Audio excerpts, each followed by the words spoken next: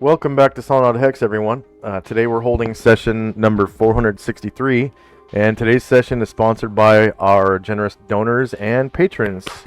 Thank you very much, donors and patrons, for your donations and pledges. We wouldn't have dynamic lighting and some pretty cool key tokens without you.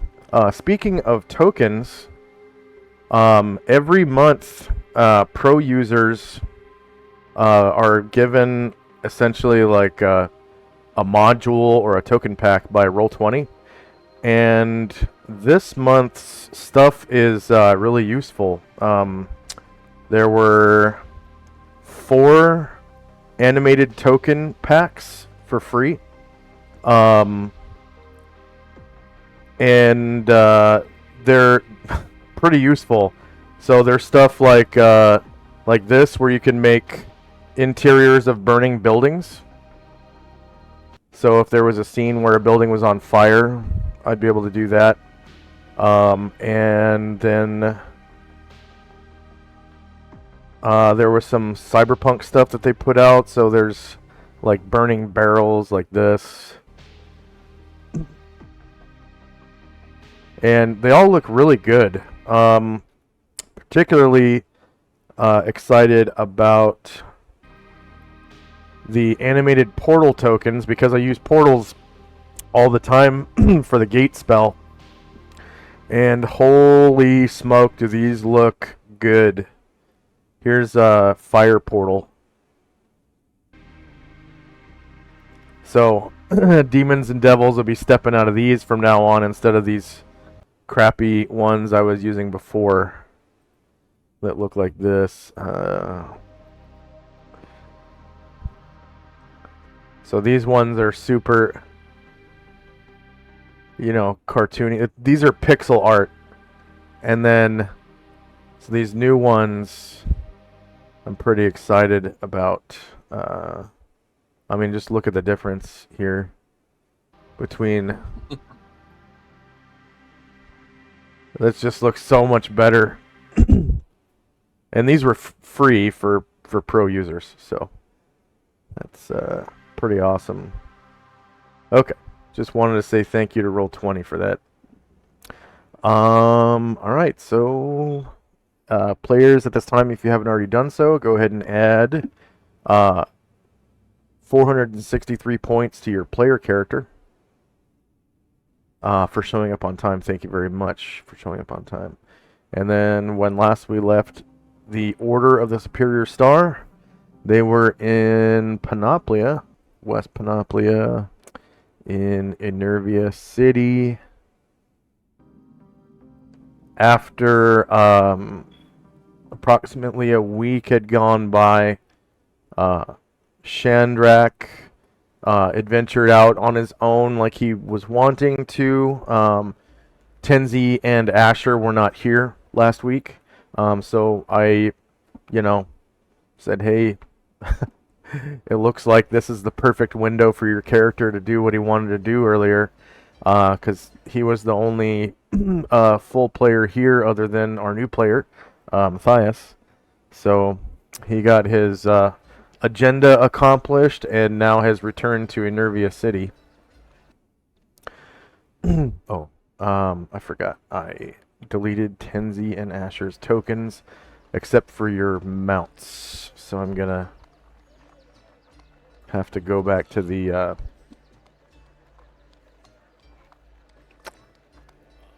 landing page real quick.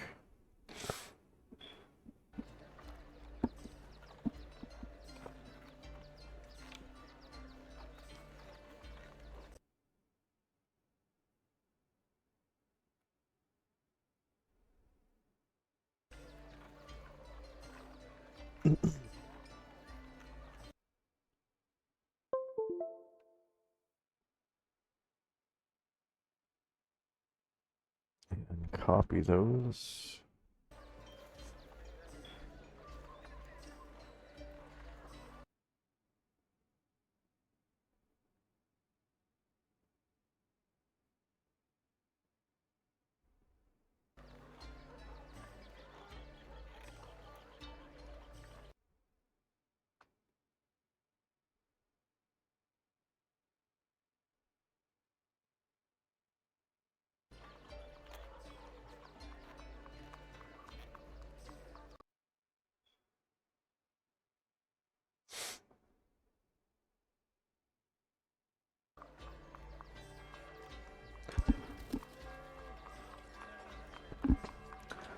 Okay.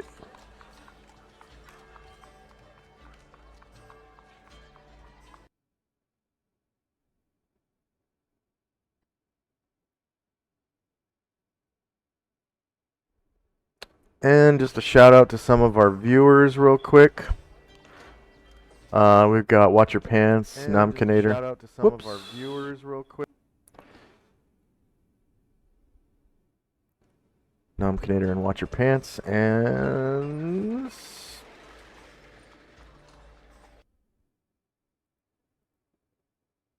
yeah, that's about it.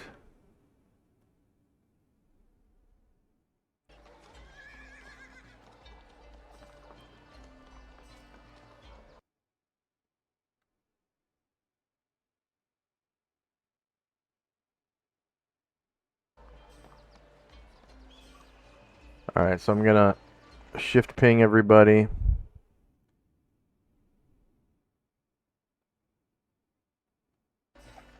To the safe house. And then Asher and Tinsy, I'll paste your tokens.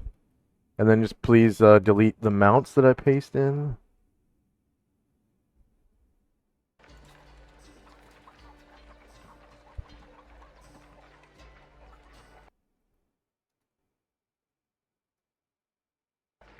So I think your mounts are already in the barn at the safe house.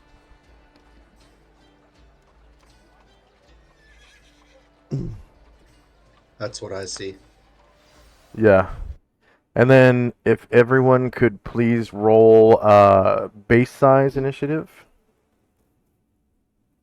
Or size base initiative. And shout out to Thaco Tuesday. For some reason, your name's not on the list. Let me refresh.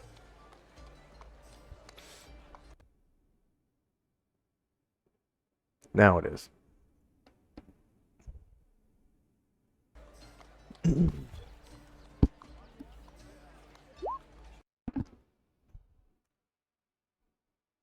Alright, and then go ahead and place your tokens where they were. I don't remember exactly where everyone was. Although I do remember that Asher was way over to the left. Yeah, we were playing that she was with her trainer. That's right. So you Just can keep her on there to yeah. shift. And then Tenzi and Musashi would have had two dimensional fold there, and they at the time we would not have known the location of the safe house. I don't think. So we'd have to go to like the arcade or Isis's temple or something. Or no, you've been to the safe house before. The whole party has. One? Yeah. Okay. Believe All right. Cool. Yeah. So, yeah. We'll just dimension door right to the front door. Or dimension fold stuff. Right Okay. over there. Go ahead and roll the template for that, and I'll see if there was any aging. Is Musashi finished with his Grand Mastery? Yeah, that would have been 7 days also, right? No. Go ahead and roll a Oh no. That's Grand Mastery. No, he's not done. Yep. No. Okay. No. You will be High Mastery is 7 days. Grand Mastery is a month. And you have to roll a check at the end to see if it's another month. Okay. And then again, you roll a check at the end of that month to see if it's another month, and so on and so forth. So the date that he started... September 23rd.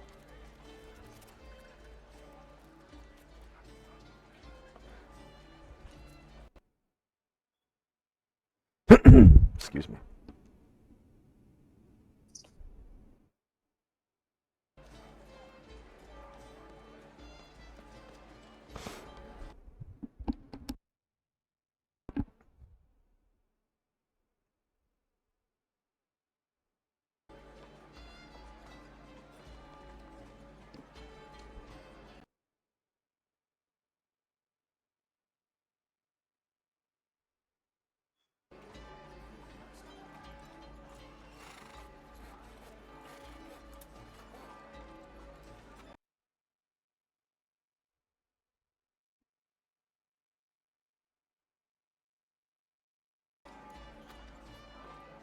And then, since at the end of the week, should I consider Tenzi to be leveled and have the additional wisdom?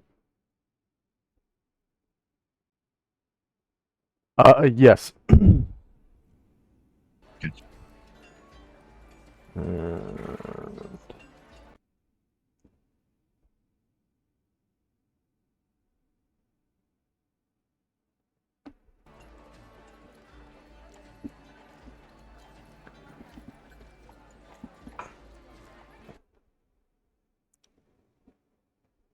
Okay, there was no aging for that.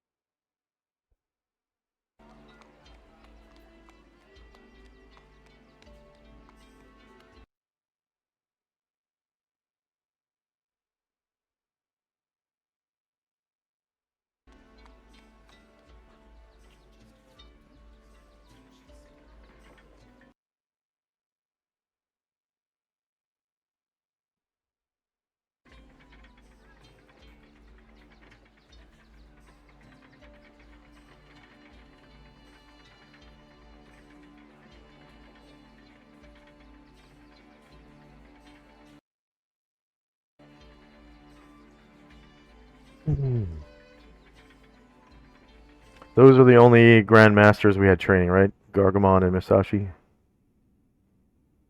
Yeah. Okay. Yep.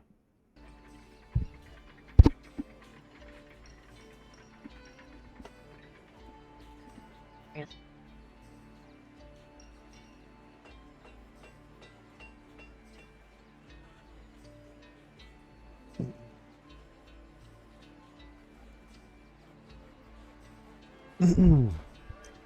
All right.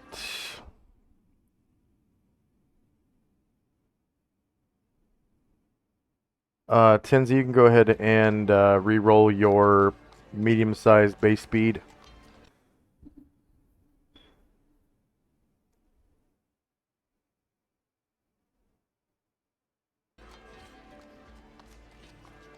And then we can kind of...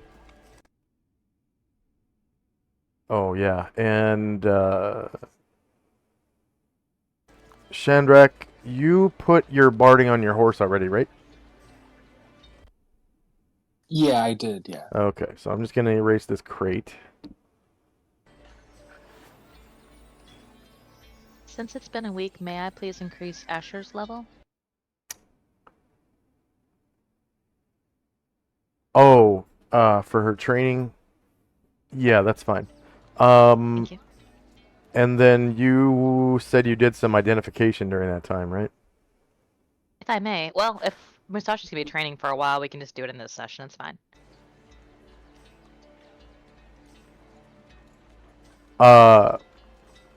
Oh, you guys are planning on having downtime until both characters are done with their Grand Mastery training? Bean. That's up to the players, but if they are, then I'll just do it in this session. I don't. We can play on. I don't know. It's gonna be hard with two fighters out, but I think we can probably move on. It's up to Shandrak again. Um, yeah, I mean, yeah, it is a long time frame. I can always check up on them with the sending. So, you know, you could have done some identifying since I've been gone. Okay. If we would like to do that, then yes. So I will cast on both characters now.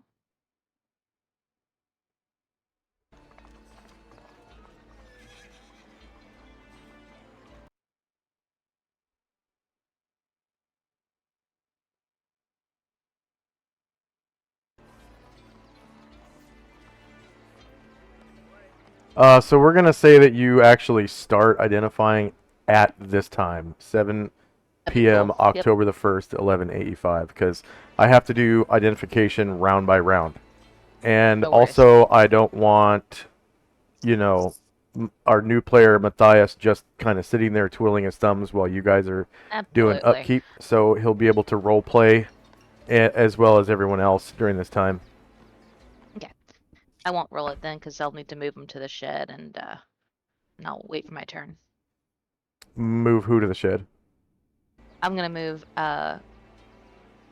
Heranglor and Anatar both to the shed where they did their identifying last time. Okay, Seems they like would they're already prepared be stuff. there right now because they've Oh, been planning on doing it that's right. all day. They're- So go ahead and roll yeah, the they're template. collecting the items. Yep. Okay.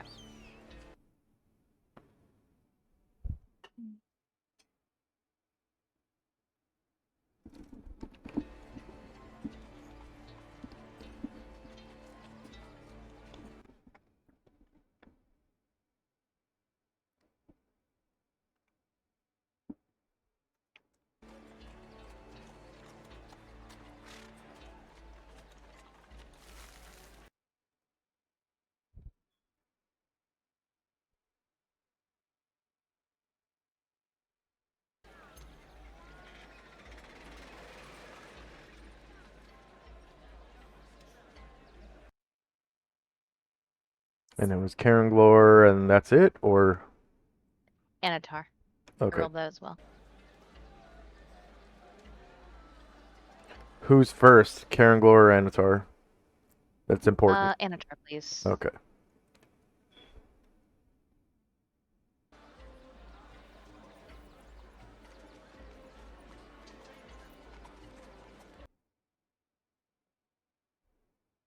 And he is Mage 11, yeah? Yes.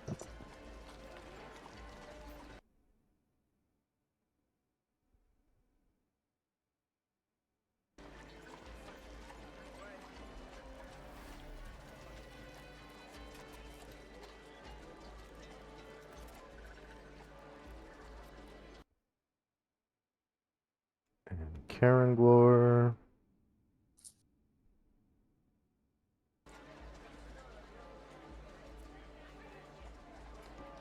Mage 10.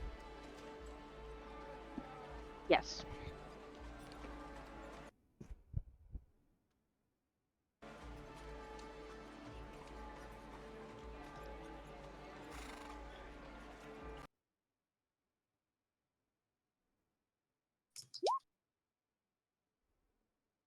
All right. So time now is 7:10 p.m. October the 1st, 11:85, and everyone is tired and hungry. First up is Tenzi and Company. Kenzie pops out of the portal, comes up to Astro and asks how things are going.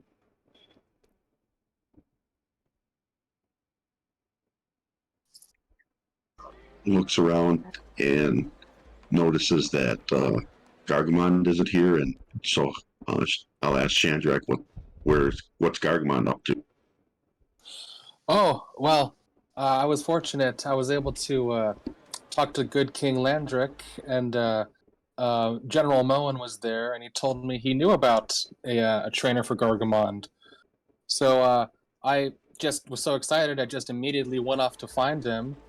And while I was on my way there, I met this basher, and he looks over to Matthias.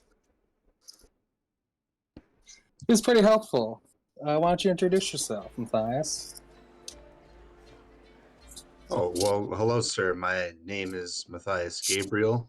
I come from the Yanis Forest of Sylvan Wood Elves, and I accompanied Chandrak on his mission, accomplished, and I'm happy to be here.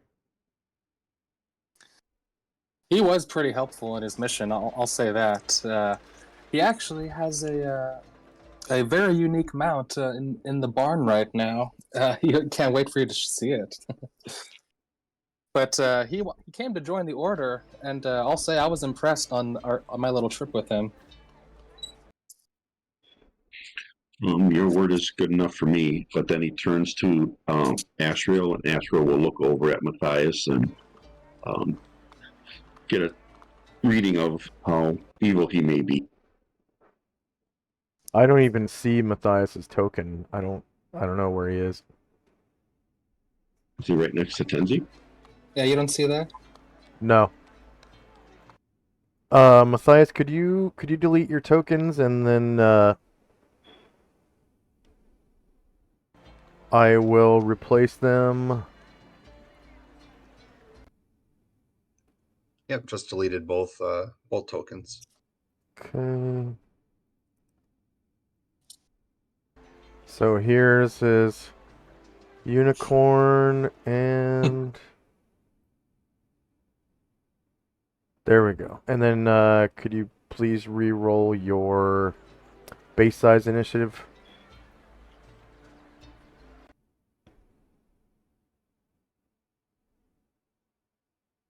And Shadow's in the barn? I just said that, but if we're coming back, if you want to have him, you can have him. But I just assumed. Okay, yeah, he would be riding Shadow right now. Yeah, that makes sense. But yeah, this is my trusty steed, Shadow the Unicorn Charger. We grew up together, if you will. I met him when he was just a colt and I was a child, and we bonded together. And my father was a general in the military. He's retired veteran now. He still trains cavaliers though, and ultimately trained me as well. So it's been quite a unique journey so far.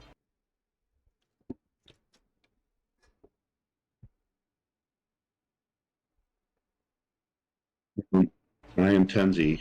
So what you see is 6 foot tall person with a strange black fur cloak, and it's kind of hard to place where he's standing exactly. The image seems to shift, and the hood covers his facial features.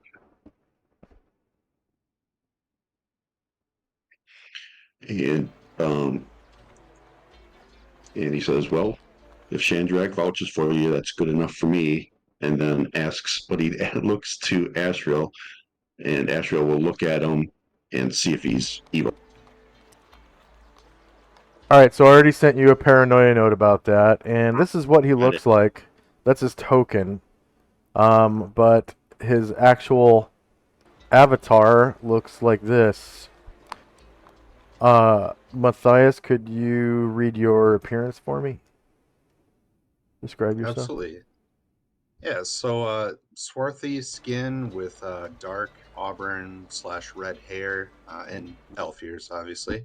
Actually 5'10" tall, 107 pounds, so fairly thin for that height, but slightly muscular definition though, and noble in appearance with blue eyes.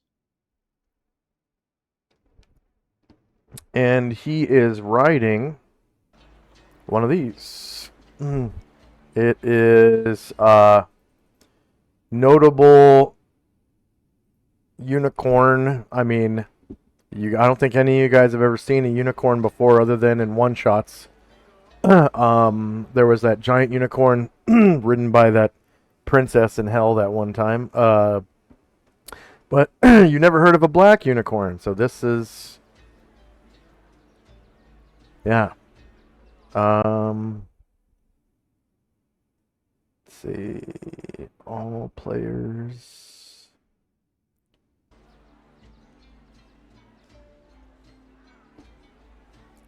So it's it's a bit of a surprise, and it's not, you know,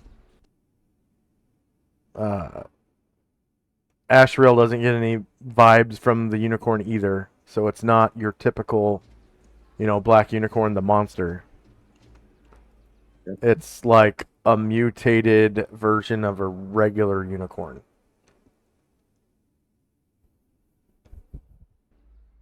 kind of like the opposite of an albino.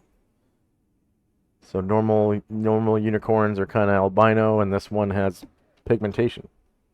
All right. Anything else for Tenzi and Company? Well, for us. All right. Next up is Asher and Company. So Asher herself is returning from training, right? Yeah, so she's barely within earshot when all of this goes down. She heads the way of where everybody's gathered. She's currently covered besides in some of the like old dried gore of our last adventure because she basically just ran out that same night. She's also just got dirty. She's dirty. She's got like the flue of some like fireplace chimneys on her. She's got a couple of like roofing nails that that are like sticking out of the hem of her dress. um, and she'll come on over. And my description. So Matthias, Asher is has gray skin and a spindly frame. She's wearing like a black kind of middle class style gown. At her hip is a high quality sword, and on her arm is a well crafted shield. One hand bears a curious looking ring on one finger and a signet ring on the next. The other hand bears a ring that seems to be a little bulky for her. Her bird-like golden eyes, and I do mean they look like they are bird eyes, dart around the room whenever she enters. Her tread is always a little soft, and the back of her boot heels never quite seem to make contact with the floor.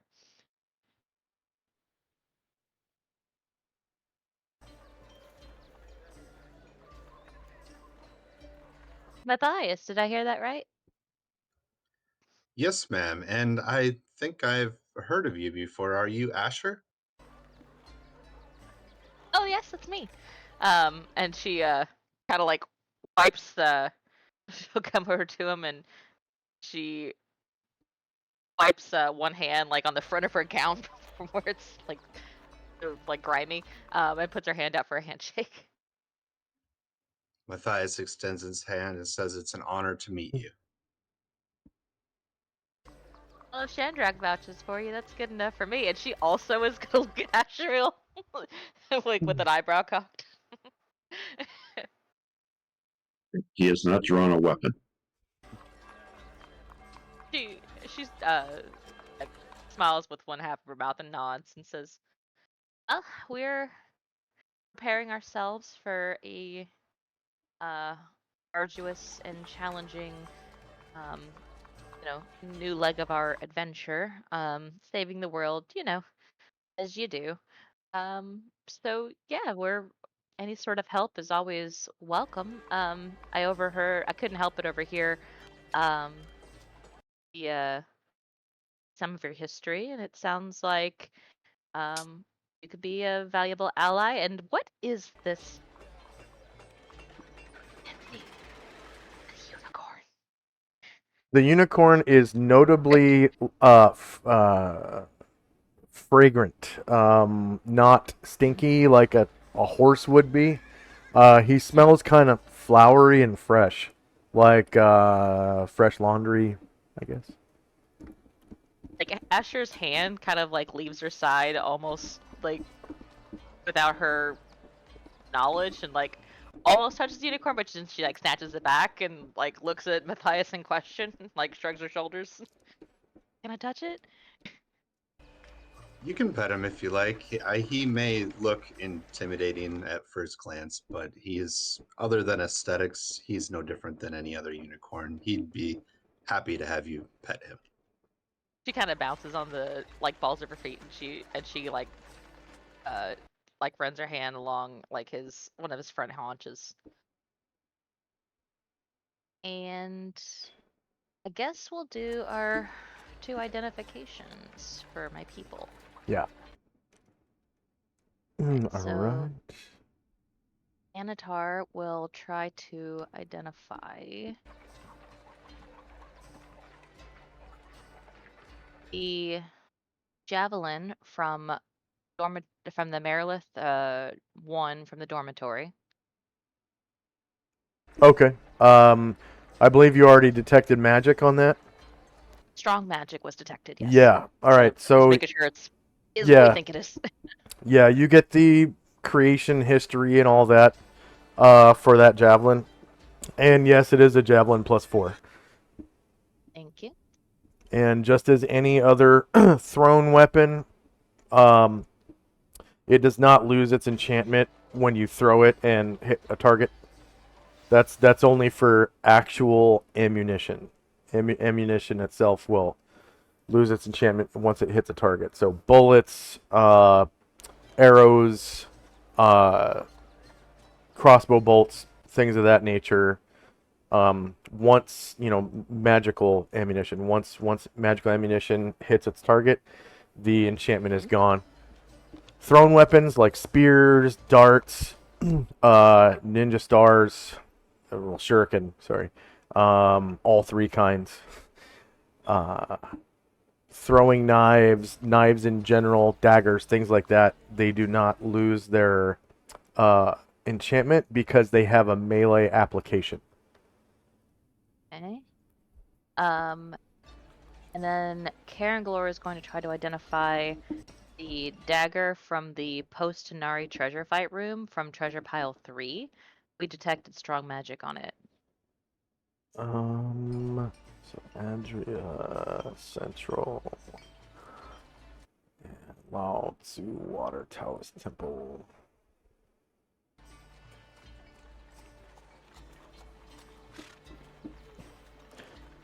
So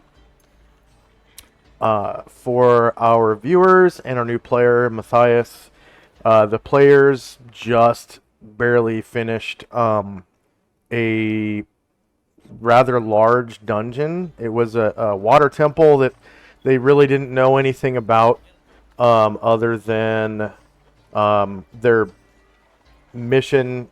They were seeking an item, and it kind of led them into this dungeon. They learned a little bit more about it as they adventured through it, and it was kind of occupied by some snake people, and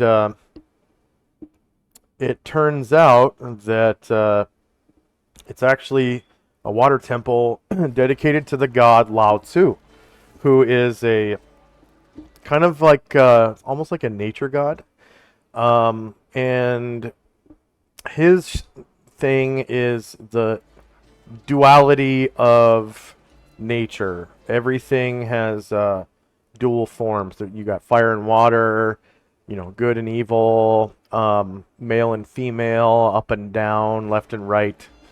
And so everything comes to a balance because everything has its equal opposite. And so he That has. means this other temple is probably great.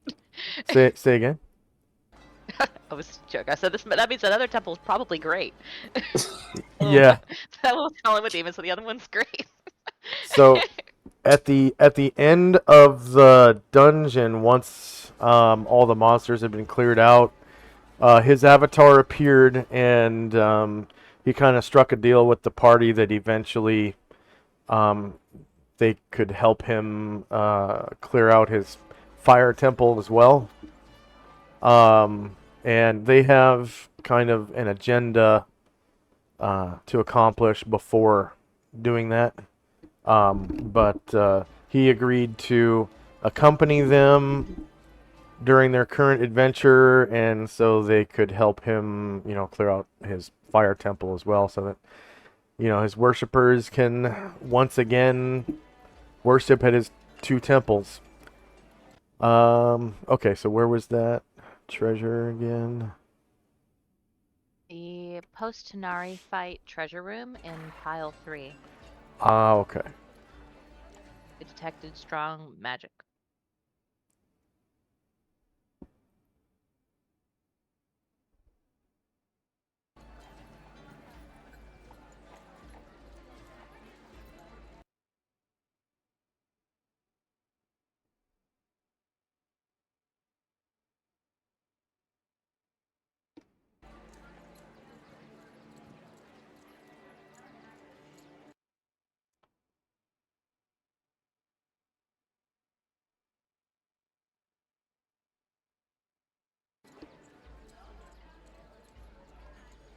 And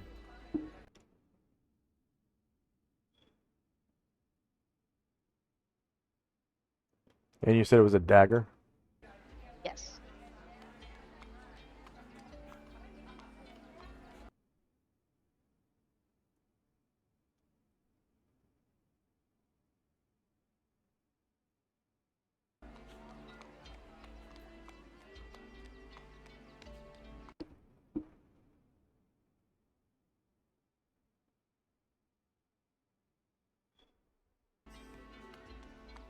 Yeah, you detect a strong magic. You get the history from that dagger.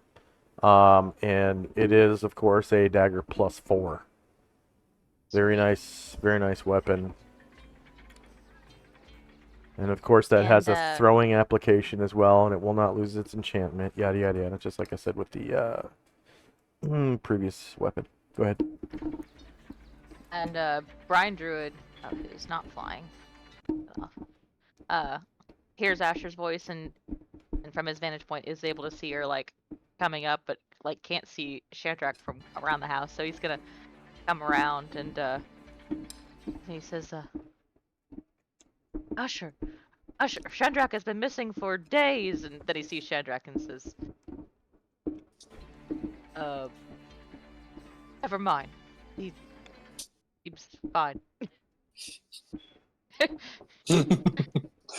Oh, excuse me, Brian Druid. I just heard that there was a teacher for Gargabond, and I just ran out. I was so excited to get it done. And then I met this basher on my way out, and it points over to Matthias. Matthias, meet Brian Druid. Hello, sir. He It's looked an honor to meet you. And it's actually pronounced he Brian looks at Brian Shandrak Druid. and- He looks at Shandrak and kind of growls in kind of an annoyed tone, and then looks over at Matthias and like bows his head and says, "A pleasure to have you on our travels and on our journey against the evils that haunt this land." Matthias gives a nod back and says, likewise, it's my honor, actually, and I look forward to not only taking Chandrak's word, but proving myself to you all as well. Brian Druid nods again in approval, and that should be good for my turn. Ah, okay.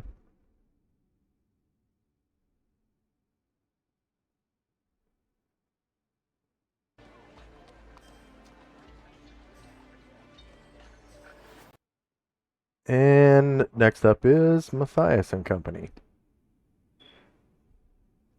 Great. So Matthias, after the initial introductions, gets off Shadow and steps back down.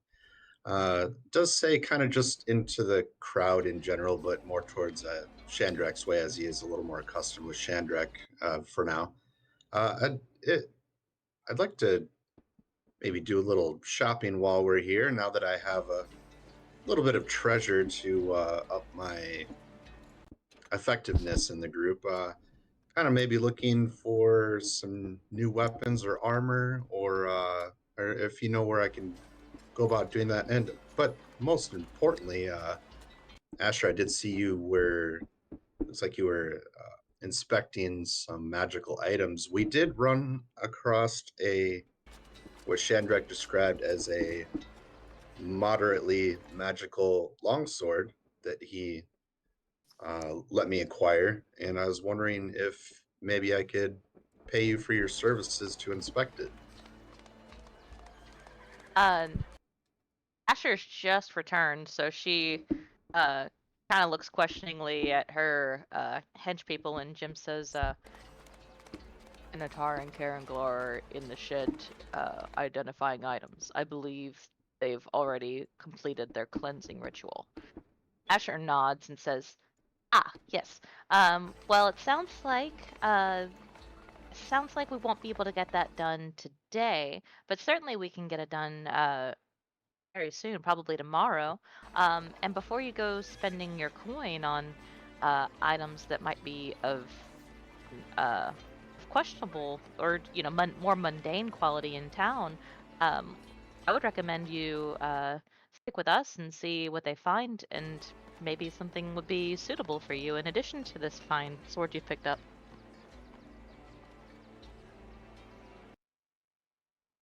Sounds good. I'd be looking forward to it. Shall I just hold on to the longsword for now then?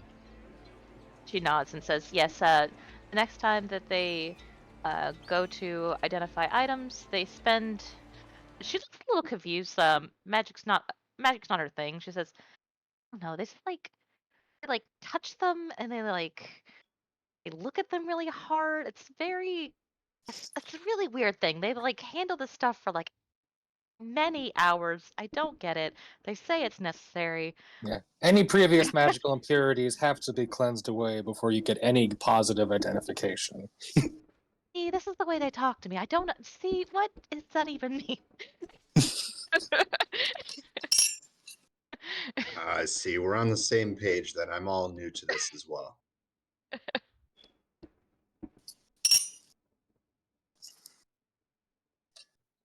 What about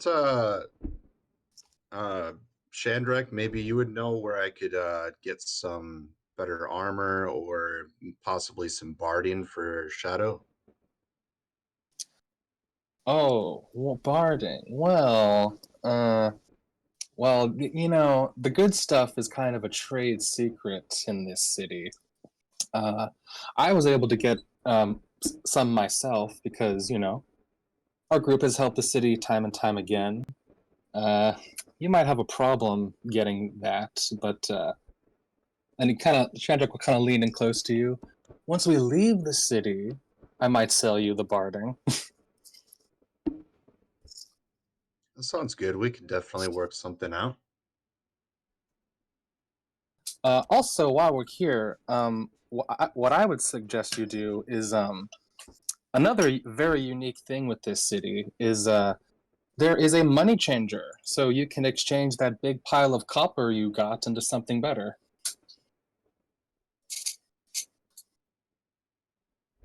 Okay, that sounds good. I'd also like to maybe pick up some armor and a heavy horse lance while we're at it as well.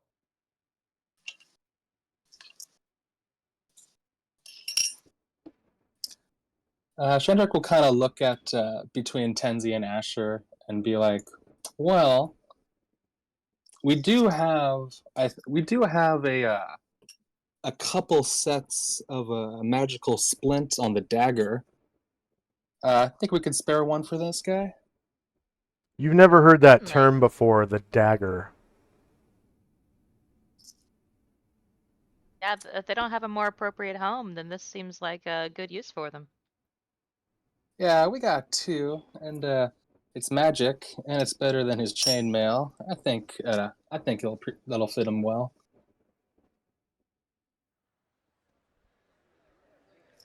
Well, I would be blessed if you would honor me with that.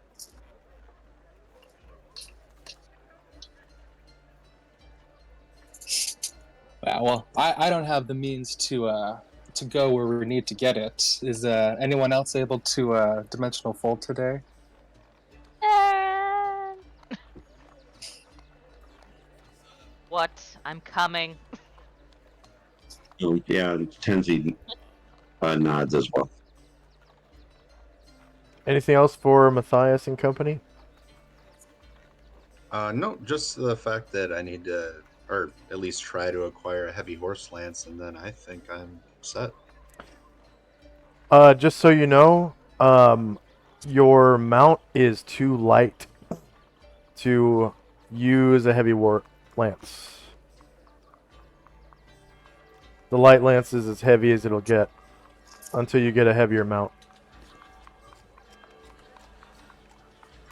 I thought he was considered a heavy horse. Light horse. Charger. Light horse. His speed is 24.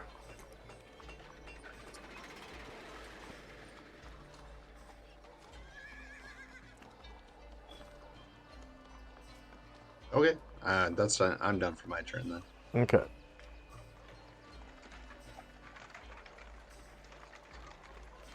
Without being a charger, it's 24. Okay. Shandrak and Company.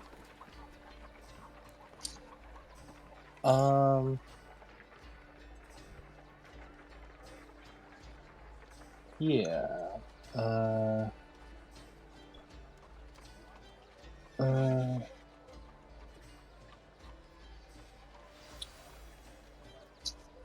Yeah, Shandrak will say, well, we can pick up that armor first if you want to, and then we can get your lance later. It'll just be Sounds a quick stop to our ship. Well, Asher's ship. all right. Roger that. I'll be ready. All right. When a portal appears, don't be afraid to step through it.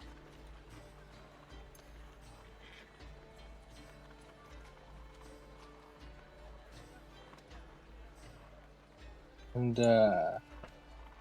also, one other thing is that so Matthias, when you see Erdrin now, it's kind of weird. You didn't notice it before, but when we were in combat with him, you saw him kind of disappear into the trees, and then you saw him reappear with a loud pop, and he was holding this kind of long weapon with kind of metal on top and wood on bottom, and it was smoking at the end.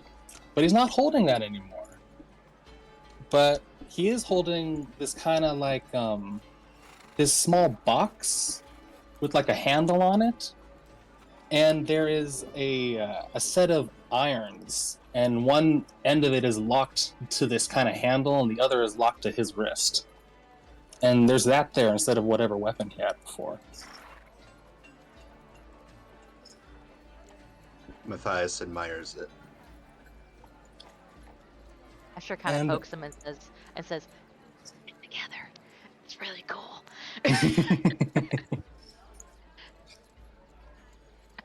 And yeah, that'll be all from me. All right. End of round. Time now is 7:11 p.m. October the 1st, 11 AE5. And for our new player and our viewers, 11 AE5 means the 11th year of the 5th Eon. And it's the Eon of Adventure. So when Adventure started, it was the year AE1. Or sorry, 1 AE5. So 10 years have passed since players have been, playing in this game. In game, 10 years. First up is again Tenzi. Benzie says, well, I could do the first fold to get us to the dagger. Let me know when you're ready. And everyone in our party will kind of step over by him. And that'll be it for us. All right, Asher and Company. Asher says, "Actually, it's good that we're going. The amount that I've paid for our docking fees is that time is almost lapsed, so definitely want to get settled up there. Guys, we're going to the Ivory Dagger." And you hear from muffled from the shed, "We're still identifying, mate." And she's like, "Cool, you guys can keep on what you're doing." And the others are going to join them. Believe the mounts.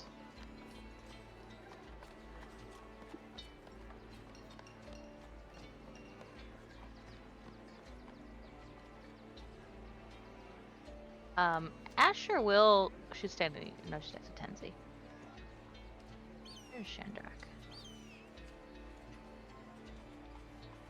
Jump on top of him, maybe? No. Oh, I see him. Okay. Asher will. When she hears Matthias talk about getting a heavy lance, is she able to just kind of discern from looking that heavy lance might be a little bit more than the horse can handle, or is that something she would need more expertise to discern? Yeah, it's obvious that the unicorn is too light. Like even Matthias knows. Even Matthias knows. Alright.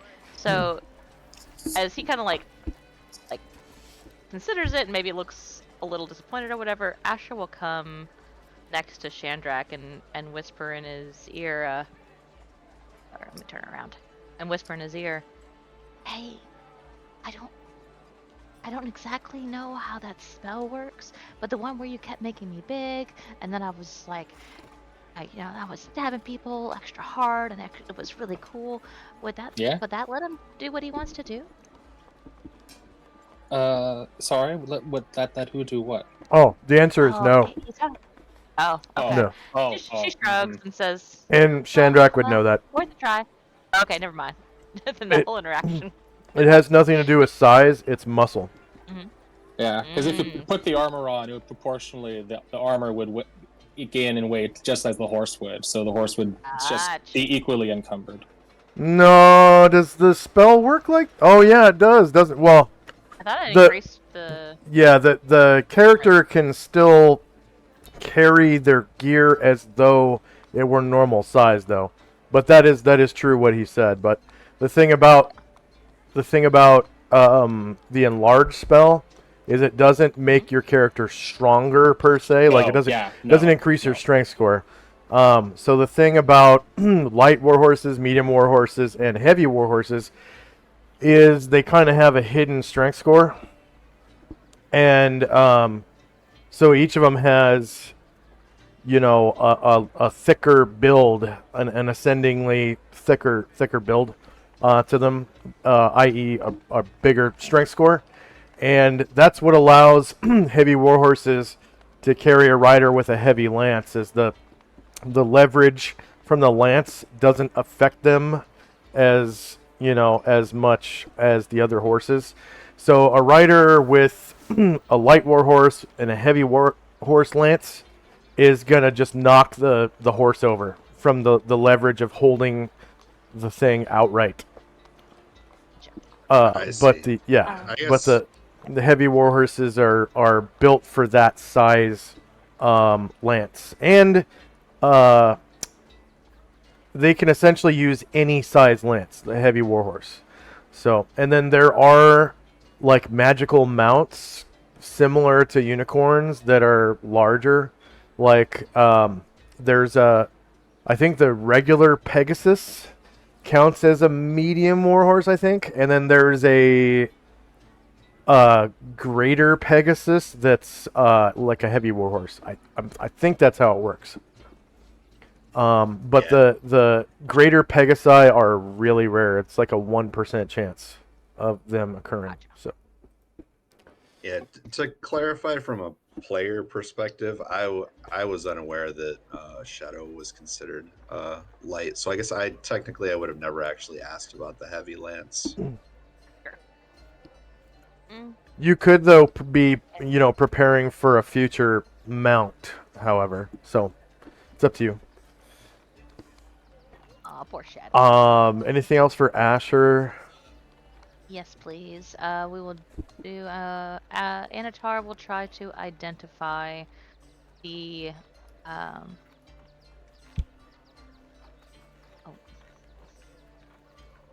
The hand axe from Dormitory Marilith 1. We found dim magic on it. Okay.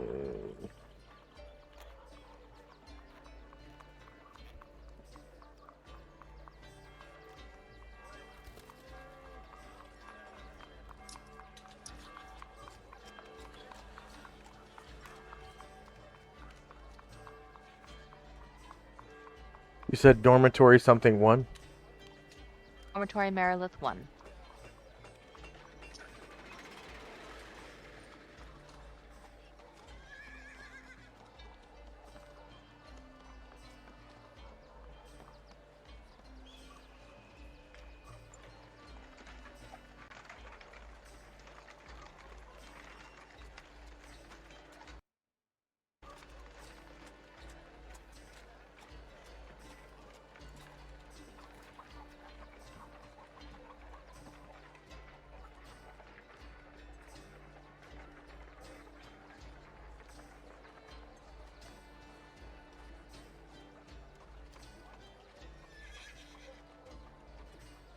And you said it was an axe?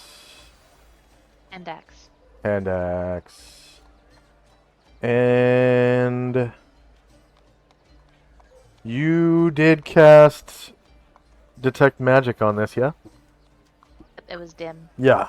So this is, in fact, a hand axe +1. You get the history for the item, its creator, and all of its, holders up until the Merilith, which is probably a short history. It's probably made for her. So this is probably an abyssal-looking hand axe,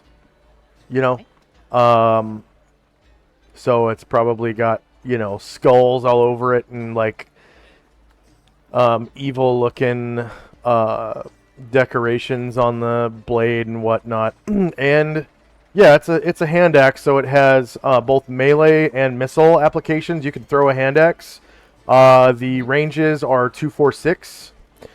And I think a normal hand axe is speed 4, so this one is speed 3 because it's +1. +1 to hit and damage, and does d6, d4 for damage. It's a medium slashing weapon, and that's pretty much all about that. And of course, because it has a melee application, it will not lose its enchantment if it is thrown and it hits its target. Unlike magical ammunition, which we kind of went over that earlier. And then Karanglor will identify the Katana from Dormitory Merilith 1, which we detected as having faint magic.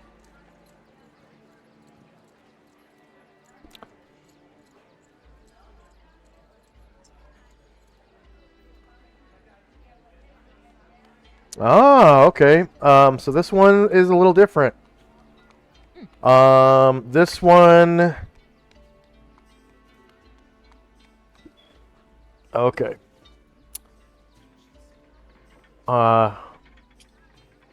Yeah, so this is a katana +1, but when you are attacking a magic user, i.e. someone who has wizard spell slots. So any class that has wizard spell slots, could be a bard, it could be a mage, it could be a fighter mage priest, could be a specialist wizard like a necromancer. Any character that has wizard spell slots, it is a +2 weapon. Oh. Okay. So that is fine. Sword +1. +2 versus magic using and enchanted creatures. This sword always provides a +1 bonus. The +2 bonus takes effect when the sword is employed against wizards, monsters that can cast spells, and conjured, created, gated, or summoned creatures. Note that the +2 bonus would not operate against a creature magically empowered by an item such as a ring of spell storing to cast spells.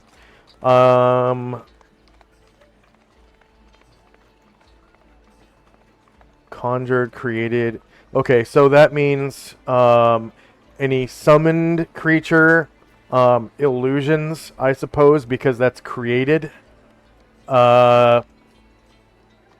No, I'm sorry. That would be Creation Sphere. So, man, what is there? I'd have to look that up. But that means so priest sphere, creation. You can some of those spells create creatures. Gated creatures. I think that might be a wizard spell. But conjured creatures means anything that's summoned, right? Conjuration summoning. And then gated, yeah, or summon creatures. So those demons and stuff that get gated in, it becomes a +2 weapon against them. Now, notice it is not always a +2 weapon, so it doesn't affect the speed factor of the weapon as a +2 weapon. it counts as a +1 for the speed factor, because that is the only constant of the weapon, the +1. So when you're, attacking creatures that satisfy those criteria, that's magic using and enchanted creatures, then you get +2 to hit and +2 to damage instead of +1 to hit and +1 to damage. And of course, that is a katana, which is a pretty fast weapon. Anyways, I think a katana's base speed is like what, +4? Is that right, Michael? Mm, Is it 4? 4. Yes, 4. Okay. It's faster than Yeah, it's faster than the longsword. So, this is a katana with a speed factor of 3, and then sometimes it's +2 to hit and damage. That's So a fun one. there's that. And that was that the second item? Yes, that'll Okay. be all for me. For the purposes of record keeping, what should I call this weapon? So it is a katana +1, comma, +2 versus magic using and enchanted creatures, and I'll write it in the chat.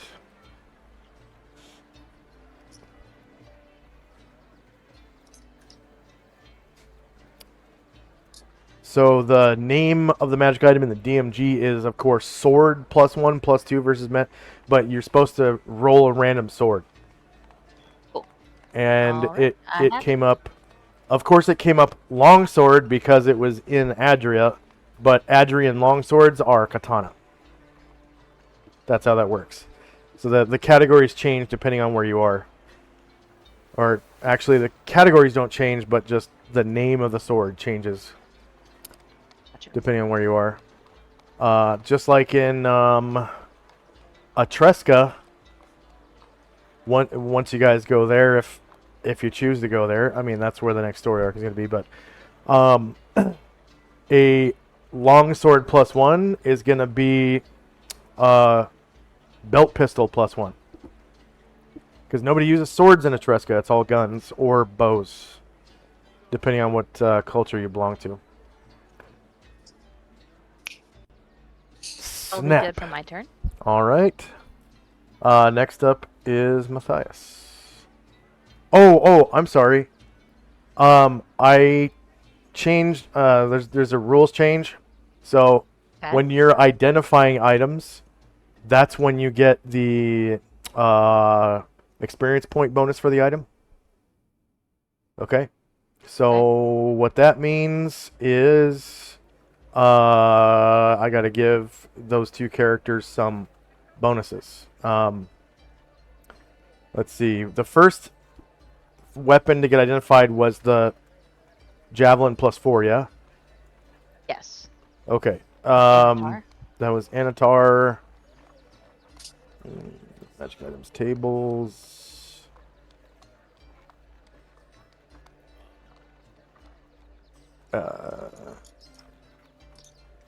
Okay, so +4 is 2,000 points.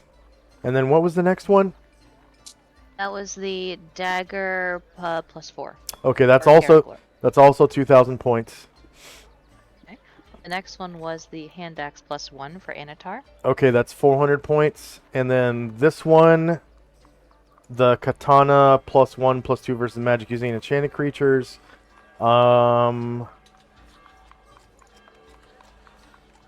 Is 600 points. So a normal +2 weapon was 400, but this one is a special weapon, so it has its own XP value, which is 600. The reason I'm doing it that way is because the characters that identify the items are the ones that are taking all the risk. By identifying the item, they risk being affected by the item's curses, poisons, if any, explosions, if any. Some curse items explode when you try to identify them, or spells if you try to read them. If it's in a book that has fire trap, so it only makes sense that the wizard should get the experience points for all the risk. All right, Matthias, did you have your turn? Not yet. Okay. So Matthias gets back on Shadow, Okay. and I take it we're going to the ship to exchange items or something like that, right? Yes. Yes.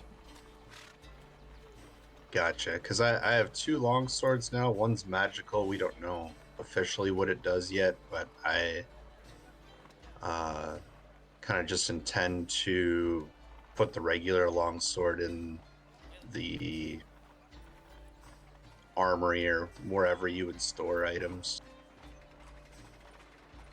But Oh. otherwise, he hops on the horse and just kind of looks around and gives a couple nods and just indicates I'm just standing by for further orders.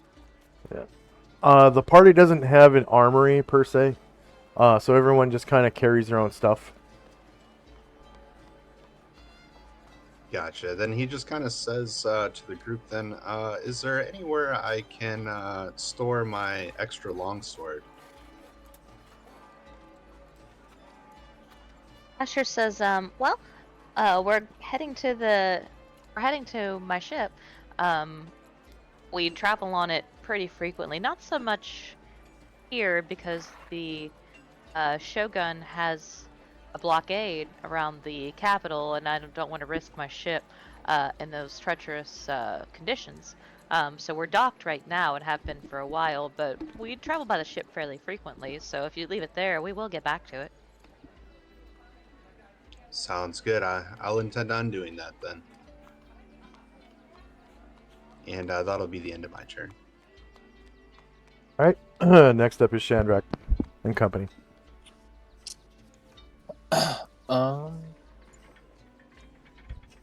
Yeah, Shandrak is just waiting for the portal open, and but he'll also say, hey, Ashriel, if you're feeling if you available right now, do you think you might be able to give a heal to Yong? Yong's fully healed. Okay, cool. Yeah, everyone is fully healed except for anyone who was injured on your adventure. Well, that's what I mean. Yong was pretty fucked up on my adventure. You brought Yong? I don't. Okay.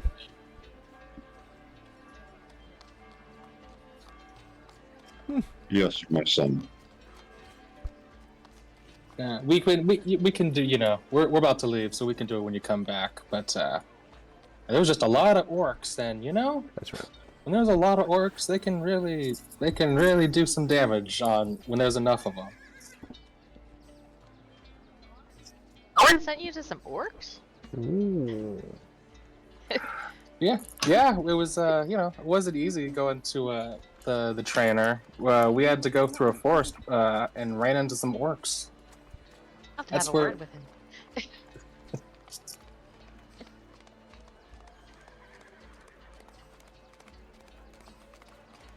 Anything else? It says very well.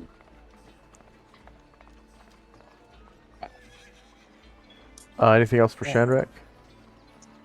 That's all. All right. Time now is 7:12 p.m. October the 1st, 11:85. Everyone's tired and hungry. The sun is kind of getting low in the sky, so I'm just gonna turn the light down to about twilight there. It is the fall after all, so it's getting kind of dark. First up is Tenzi. Sees everyone is ready, and we'll cast Dimensional Folding. All right. So I'm assuming everyone outside the building here is going through. Yes, please. Yeah. Is Yes. that okay?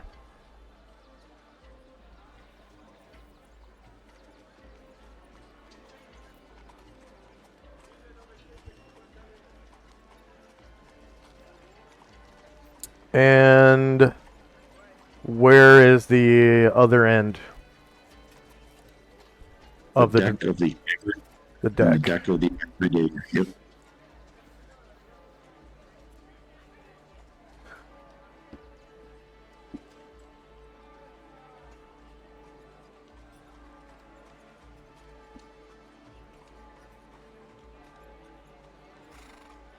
So Matthias, you see like all of a sudden you can see that you're on that there's a ship right beyond this little portal, and you just have to step through it. And we'll take a 3-minute break.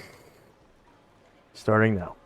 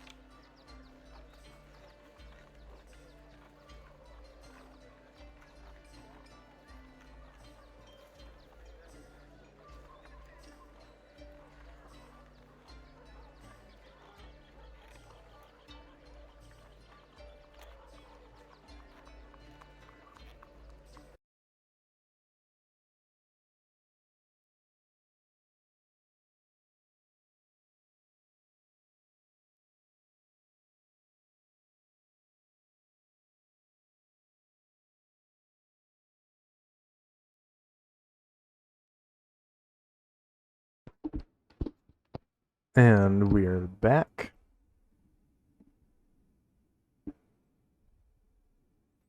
So yeah, just like Tenzi was saying, a portal appears, and on the other side you can see the deck of a ship. It is a medium-sized ship. It's a caravel, which is, if you remember the Nina, the Pinta, and the Santa Maria, the Nina, I think, was the smaller. ship. And that's approximately the size. So I think the Santa Maria was a galleon. But there's galleons and great galleys are the larger ships, and then medium-sized ships are the caravel, the dragon ship for the Far East, the long ship for the North, and then everything else is pretty much a smaller ship other than barges.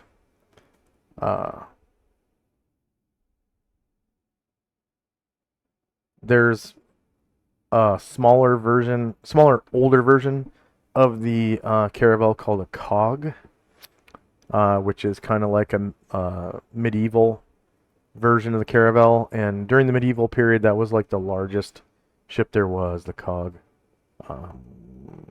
if I'm not mistaken, and the most seaworthy. But it was still kind of not very seaworthy compared to the larger ships. And then the caravel, despite being a medium-sized ship, is fairly seaworthy. All right, so once you step through,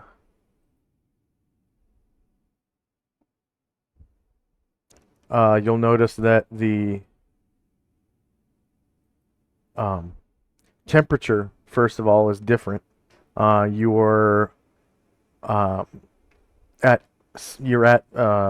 like a marina when you step through, and to the north, you see just open sea, and then to the south, a bunch of warehouses and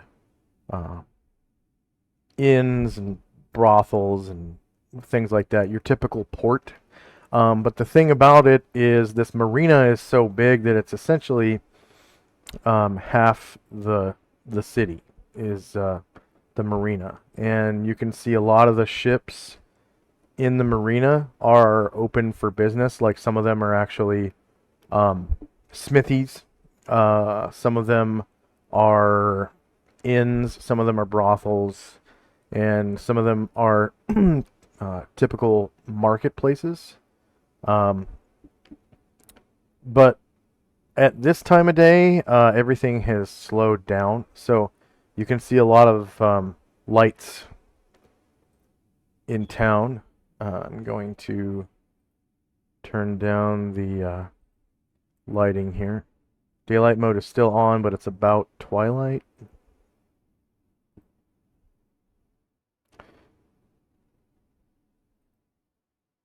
And as you guys step through, you're on the deck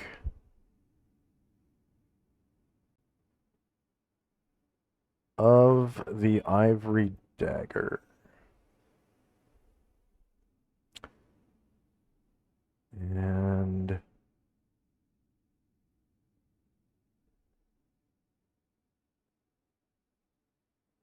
just gonna move some tokens out of the way here. And go Matty Foodle, Cotterbill, Kumtu, Kadede, and Chomda282 are on the deck when you guys step through.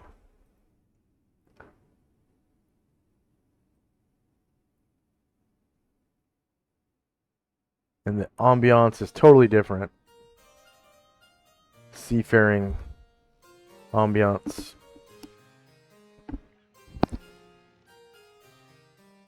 Uh-oh. Did I not copy those?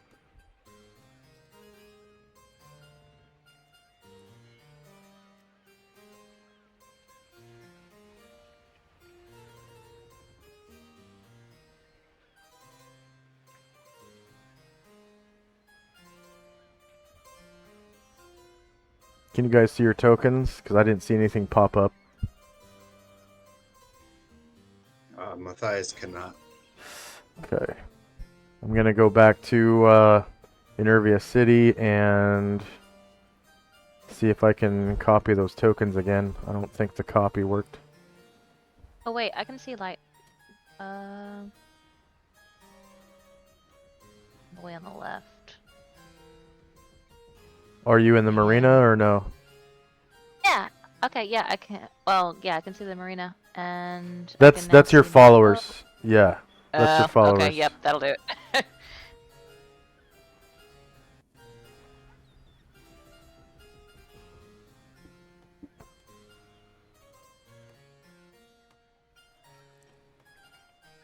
Okay.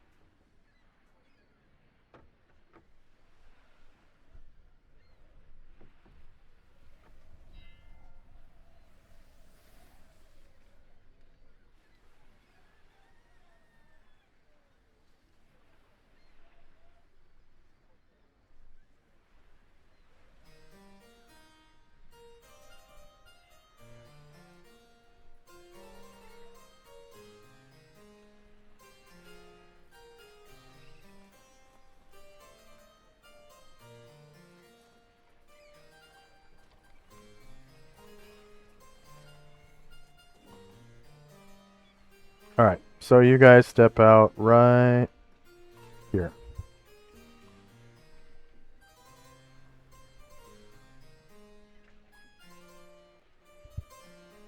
And you're on the deck of this ship. And Tenzi, go ahead. Oh, you already did. All right. DM button. And I'm going to say you guys are very familiar with this. I mean, it's kind of like your home base right now. So no one aged. There was no aging by stepping through. And anything else for Tenzi and company? Nope. Okay, Tenzi gets 400 points for the casting of Dimensional Folding.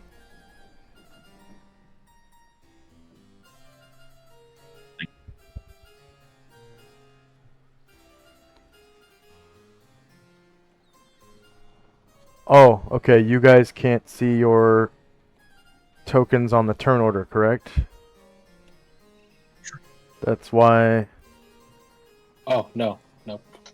Okay, so I'll delete the old...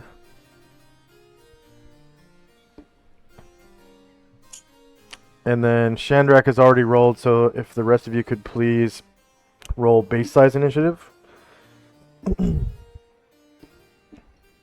for your player character.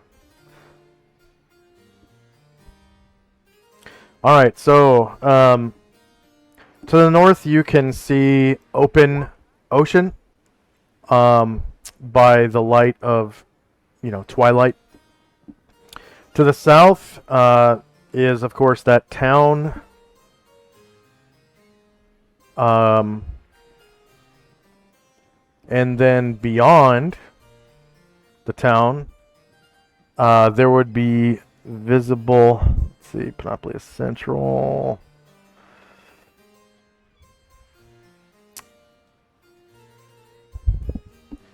By the failing light, you can see a vast woodland, and then beyond that, mountain range, and way off in the center of the mountain range, you can see the top of a glacier poking up. It's the highest elevation around, that you can see, and it's just big, beautiful mountain, snow-capped. And that's about it.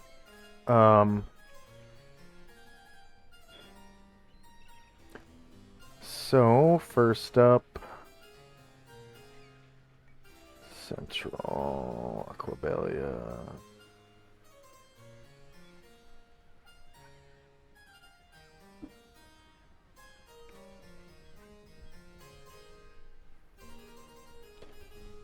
All right. So 1 minute has passed. Time now is 7:13 p.m. And first up is Asher and Company. Okay.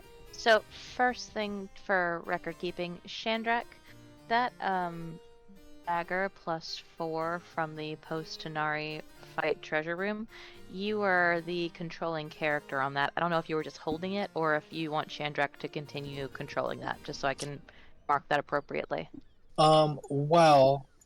Well, it depends. Shadrach was considering giving that to one of his followers, but he was also considering letting Tenzi have it, so maybe give it to Shade to help, recruit him. So Okay. I will mark it as uncontrolled for now, and then we can discuss that in character later. Yeah. Cool. All right, so back in... I don't think we have to go back there, but just back in Hang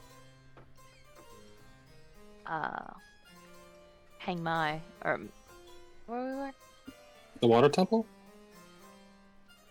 Oh, my characters who are identifying. I'm gonna settle that. Oh real yeah, quick. the identifiers are in Enervia, right? Yep. So Anatar is going to try to identify the katana from Dormitory Merilith 2. We read that as having faint magic.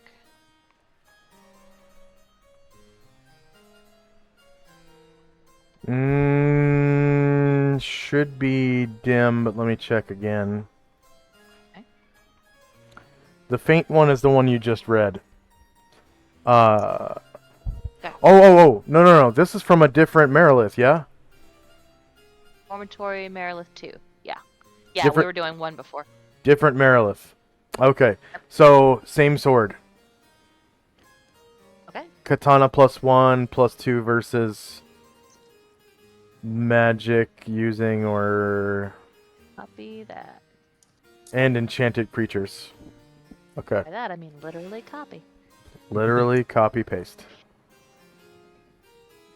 Okay, and then Karen Glore is going to look at the katana from the Demon Meeting Room, Merilith 2, which we read as having faint faint magic. I don't know what kind of... Should be dim. Oh, unless it's that was the third Merilith, yeah? There were There's 3. a Merilith in a different room. Merilith in a different room. The Demon Meeting Room.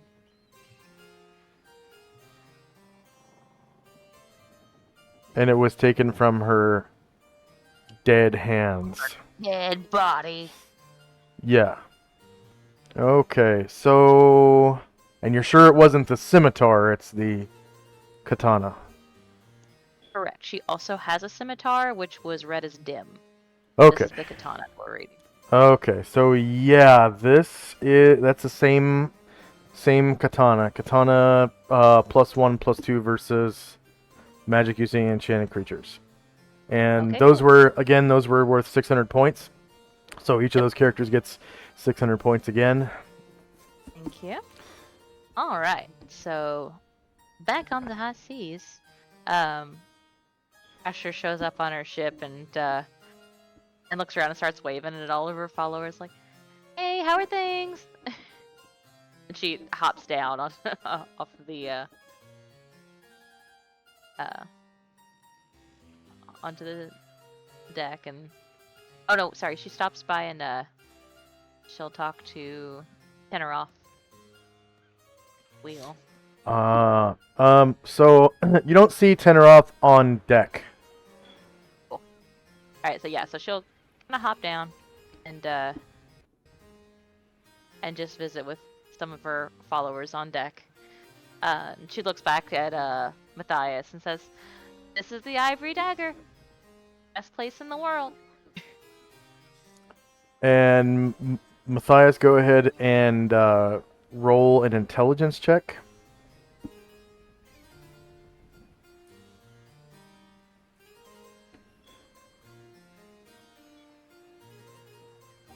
All right. How do I do intelligence check?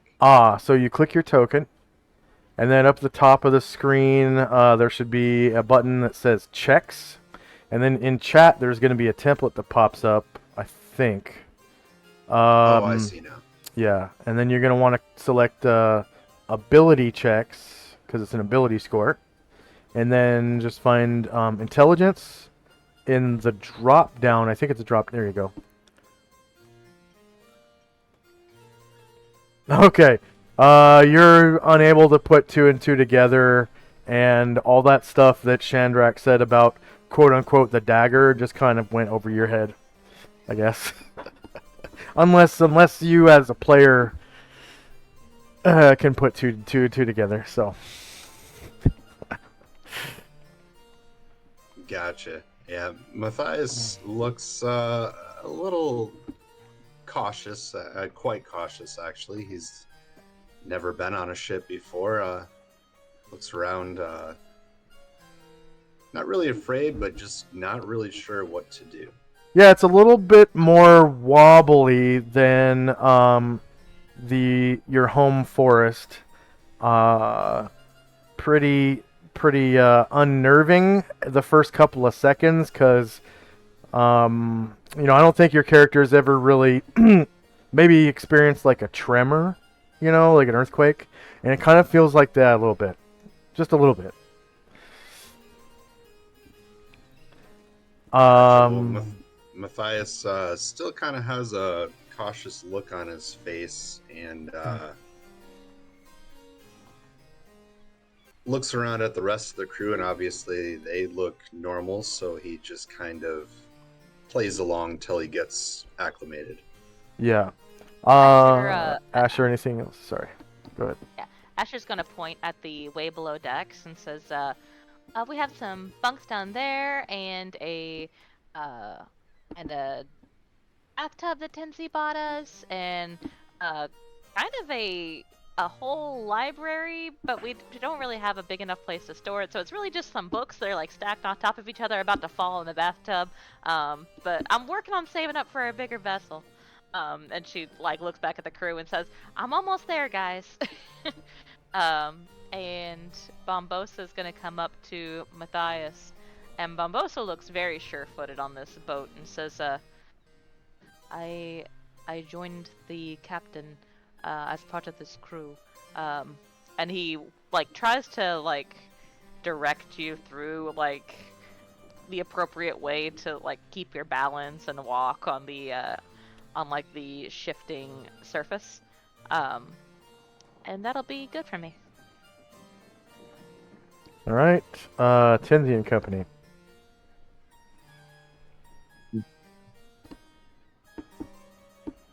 We're just going to kind of spread out a little bit, and just look over the ship, make sure everything looks proper, and that'll be it for us. Yeah, it looks like the smuggling crew has, taken pretty good care of the ship. The sail covers are, in right order, and all of the rigging is fairly new looking. And the deck is clean. And the helm is nice and polished and shiny. And yeah, it looks like it's ready to sail at any moment. And there's, the crew is kind of working on things right now, just kind of like scrubbing and maintaining things. Anything else for Tenzi and Company? Nope. All right. Next up is Matthias. Gotcha. So Matthias cautiously gets off Shadow, and I suppose both Shadow and Matthias kind of take the direction and work on turning their legs from jello back into solid legs. So earning the sea legs, so to speak, even though we're not even out to sea yet. Yeah, the boat's moving a little bit. It's not super wild right now. The weather is, I think last time I rolled weather, it was becalmed. So yeah, it's a pretty gentle movement. It is a movement of the sea nonetheless. There's a slight wave, but it's not motionless by any means. And you can see that the ship has 2 planks.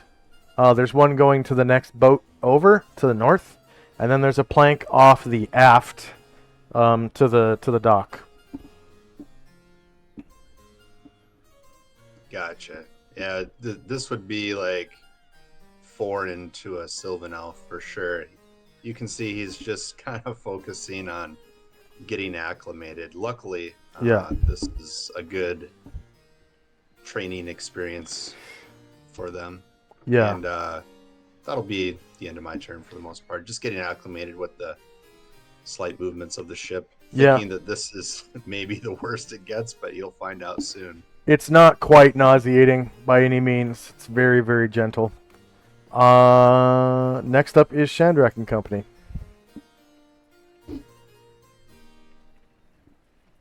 Shandrak will kind of look over at Matthias and be like, now if you're all right with it, just follow me. I'll take you down into the bowels of the ship where we keep all our goodies. Very well, I shall follow you. Forget exactly where it is, but I think it's over here. But yeah, he's he leads him downstairs. All right.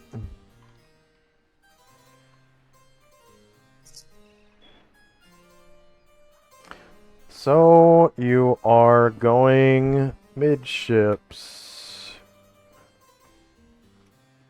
Not Asher.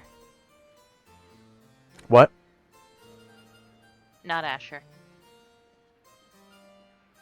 Yeah.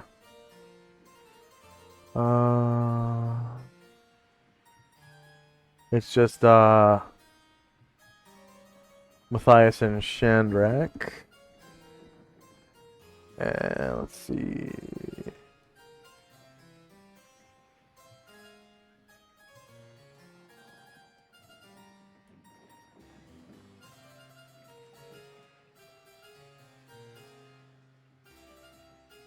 Oh no, I can't remember if I put midships in encounter maps.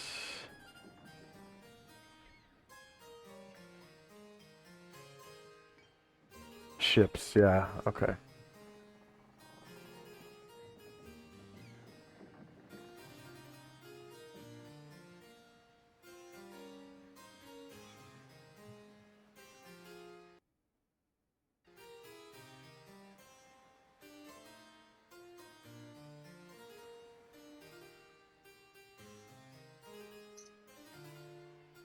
Ooh,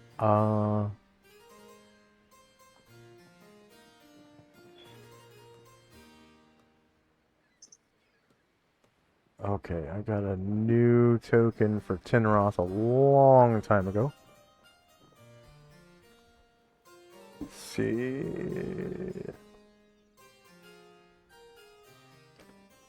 Asher.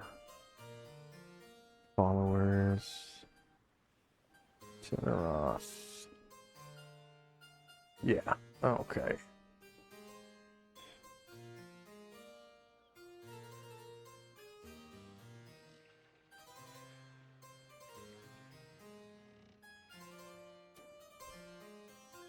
And Dong Key is probably gone. Okay, so you guys come down the stairs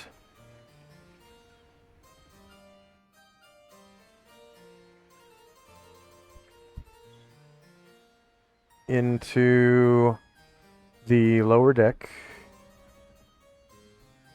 and come out right here. And of course, I have to put you onto this map. So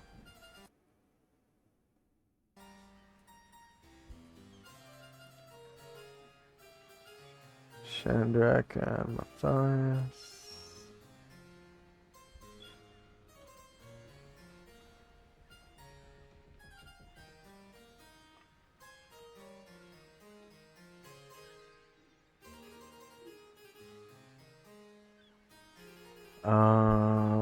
As soon as I can figure out how to do that.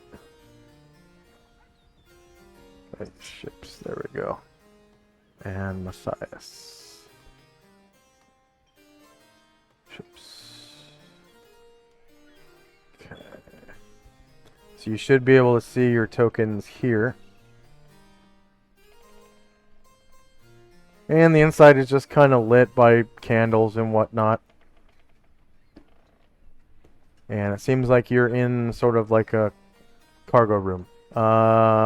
So first up is Shandrak.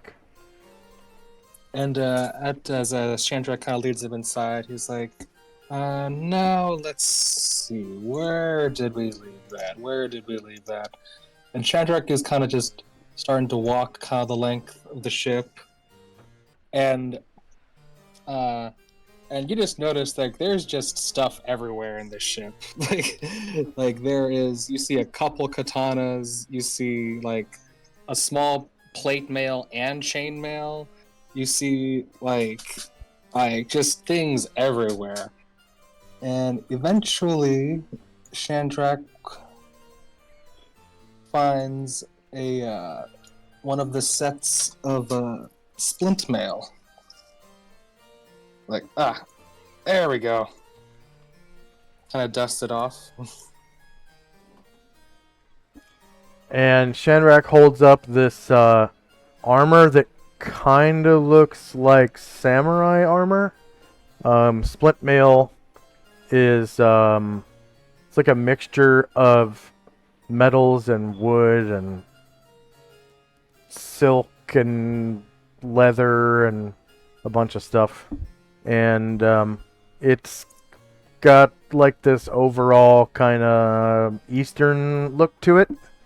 And it has this big helmet with like a brass like moon-shaped thing attached to the forehead. Looks like a crescent moon. And it's a helmet known as a kabuto that comes with it. That's a very beautiful set of armor you have there, Shandrak. Yeah, you'll look good in it.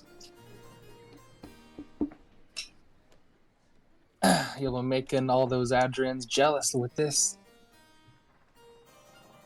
Well, it'll be an honor for me to wear it. It'll take me a few moments here to swap out my armors, though. Oh, that's fine. I had to pick up some of my treasure I left here anyways, and Chandrak just is holding the armor out for him.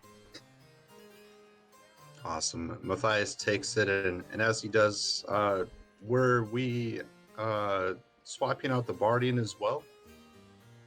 Oh, right. Well, I was thinking about that. If your horse can't handle a heavy mace, would it be able to handle the barding? It is pretty heavy. Heavy lance. Right. If the heavy lance is too heavy, my barding plate and chain is 130 pounds. Would that be fine? It was meant for a heavy warhorse, yeah. Oh, my armor? Yeah. Your barding. You had it made for your heavy warhorse, right? I did. Yeah, so it's just too damn big for the unicorn. Yes, it is for heavy weight. Yeah. I don't see anything that says heavy necessarily, but it is 130 pounds. Yeah, it was fitted for a heavy warhorse, so it will fit a heavy warhorse, not a light warhorse. Okay. And the unicorn counts as a light warhorse. So the unicorn just doesn't have the right build for it to fit correctly. He could probably lift it and wear it, but it's gonna cause problems. Eventually, he's gonna be charging, and it's gonna come unfurled, and he will trip and probably, hurt or kill the rider and himself. It's just, it doesn't fit right. It would be like wearing armor that's too big. Yeah. From sorry. a player perspective, then, like, Shadow could still get plate and chain barding, but it would have to be fitted for a light warhorse. Yes, exactly. Okay. Gotcha, I'm tracking. If Well- it were magical armor, it wouldn't matter, but this is non-magical.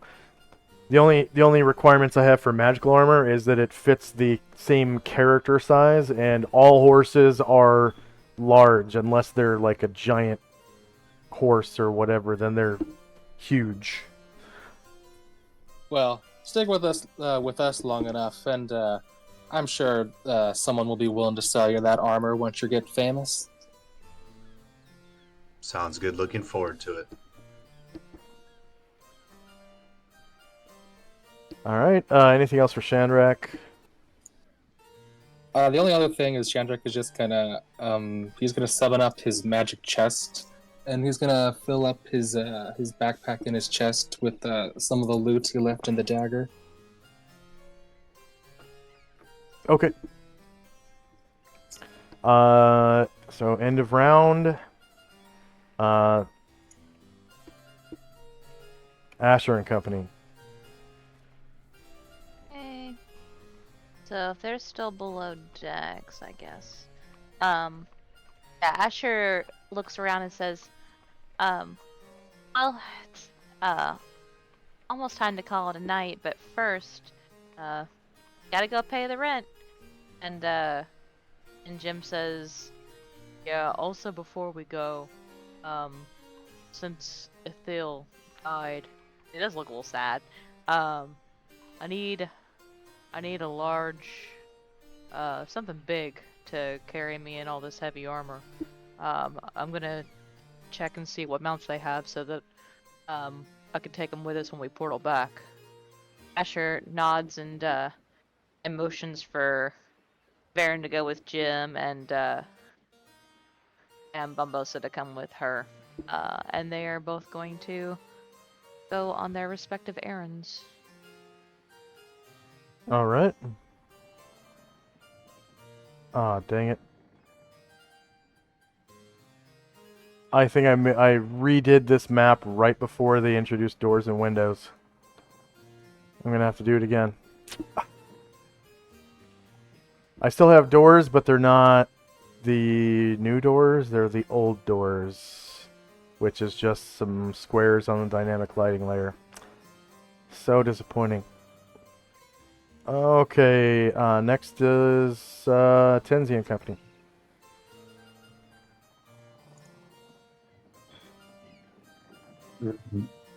Tenzi and Zalman are going to accompany Asher and Jim, respectively. Just move off. We'll try to keep up with them. And Asher will stay on the ship, and that'll be it for us. All right. Matthias and Company. So Matthias just starts the process of unequipping his chainmail and equipping the split mail, and then also finds a place down below to store his regular longsword. Ah, okay.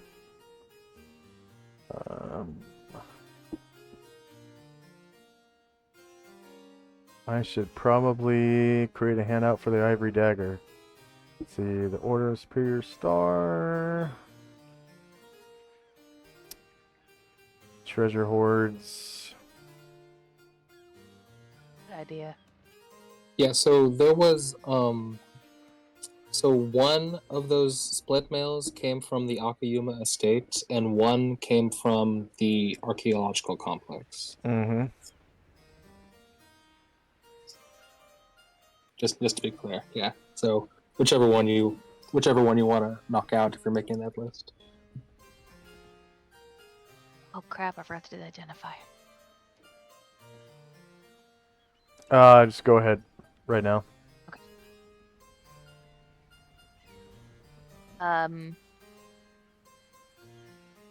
Anatar will do the Wakazashi from Dormitory Marilith 1, Dim Magic.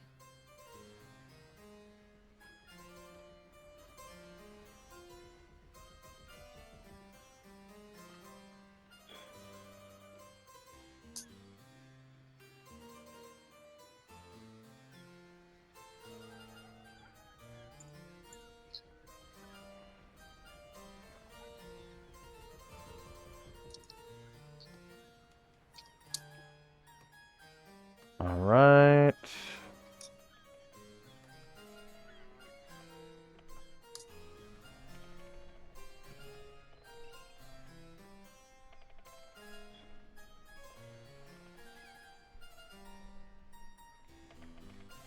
All right, so that is the Wakizashi version of that +1, +2 versus magic using and enchanted creatures. Okay. And I think. And Karen, Go ahead. Karen Glor will do the hand axe from that same creature, Dim Magic. All right, that is a hand axe +1. You get the history for that as well. And I think I gave you the stats for that in case anybody wanted it. So that's 2 hand axes +1. If there's any dual wielders out there. Sweet. And then I think there is a... once you guys get to Etreska, I think there's a hand axe dual wielding style. Nice. It's one of the local styles. So that's I think 1 weapon slot. Let's see rules. Was it martial arts? No. No.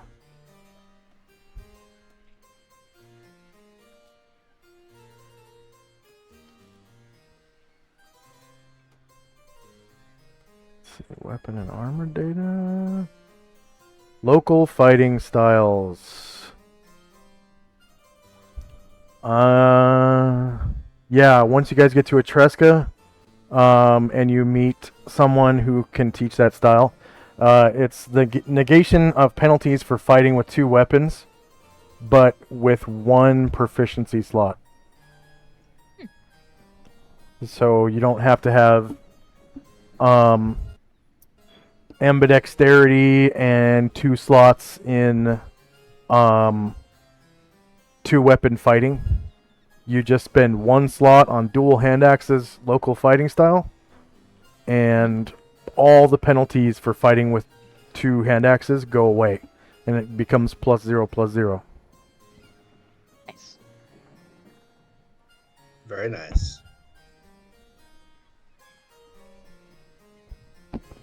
Okay, that's all for the identify. All right. And it was actually in the middle of somebody else's turn, so I apologize for that. That's all right. You kind of forgot to do it on your own turn, so Did. yeah.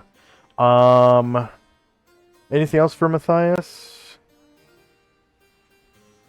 No, just swapping out armors. Okay. To doff chainmail only takes 1 round, and to don splint, it's 1 round per base AC point. So normally the amount of points your AC goes down when you put on splint is 6 because it's AC 4. So it would take 6 rounds alone, and then that's cut in half if you have an assistant. And then once you put it on, The effective weight is 0 pounds because it's magic. Magic armor is not supposed to encumber you. Same thing with magic weapons. So you don't track the weight of magic weapons or magic armor that you are wearing or carrying, or sorry, not carrying, but if you're carrying magic armor like in your backpack, then of course it can encumber you. But if you're wearing it, it doesn't. And then weapons that you have like equipped, like ready to fight with, that aren't like in your backpack or something, you don't have to track their weight either. They're not supposed to encumber you as well. Any questions about that? No. So would I just put that splint mill on my character sheet now? Yeah, and then just wait for 6 rounds before you're done. This would be the end of the first round, so you have 5 more rounds until it's on. Was Shandrak helping you? Shandrak, were you helping him? Yeah, seeing it kind of takes. He's a few different pieces. I won't take long for my thing, so I'll just help him. Yeah, the thing about splint mail is it's all tied together with knots, like bow knots, like your shoelaces. It's kind of a frilly, decorative type of armor. So there's all these like silk cords. It's basically silk rope, like silk climbing rope. That's what these cords are made of. And they're tied in bows. So it all kind of fits together that way. Yeah, They're nice. to see Matthias kind of stretch around and try to tie his side, Chandrak will just kind of come over and give him a hand. Help him tie the bows and whatnot. Alright, and so that would take up Shandrak's turn, but the rest of your company can act if you wish, unless they're just waiting for you. No, I think they're good. Okay. End of round. Time now is 7:15, October the 1st, 11 AE5. It's getting a little darker now, and everyone is pretty much tired and hungry for dinner. First up is Asher and company. Natar is going to identify the Wakazashi from the dormitory Marilith 2. We detected dim magic. Dim. Okay. That's the same sword. +1, +2 versus magic using and summoned. And then Paranglor is going to look at the katana from the Marilith 2 in the demon meeting room. We detected dim magic. Okay, I believe that is just a katana +1, but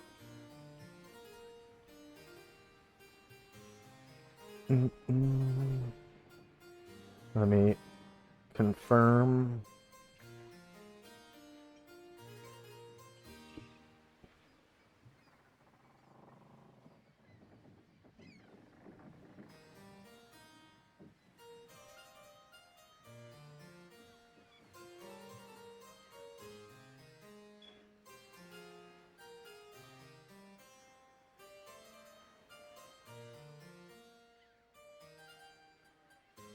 Yeah, katana +1.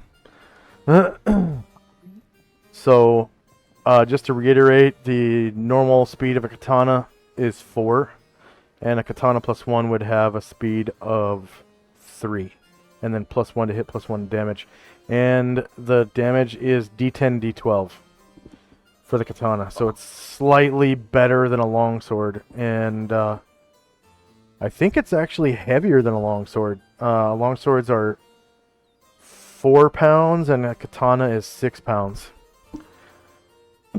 I don't know exactly why that is. You'd think a katana would be lighter, but oh well. Anyways, yeah, katana +1. And anything? Oh yeah. Your bonus. So Oh, I got them based on the ones that you showed me before. yeah, +1.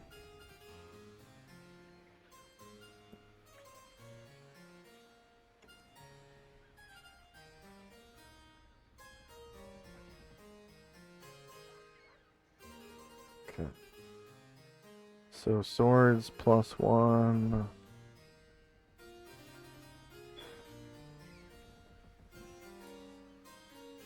Weapons.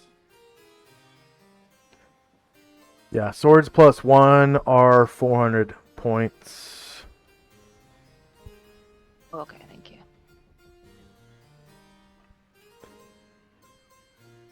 And then those +1, +2 versus magic using and summon creatures, it's 600 points.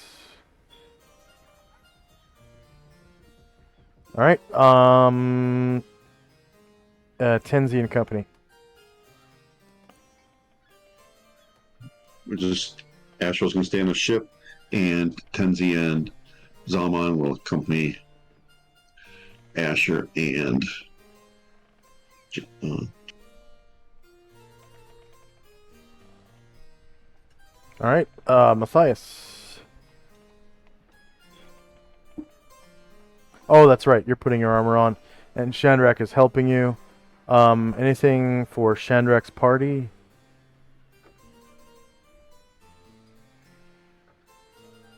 Can anyone hear me? Yeah, I'm good. Okay. Matthias, are you there? Yeah, no, I'm just continuing to put on my armor. Okay. And end of round. Time now is 7:16. First up is Asher. Okay, for identify, this is our 1, 2, 3, 4, our 6th round. We are going to. Anatar is going to do the katana plus. Oh, I'm sorry, that's the one. He's going to do the Tonto from Marilith to Demon Meeting Room with dim magic detected.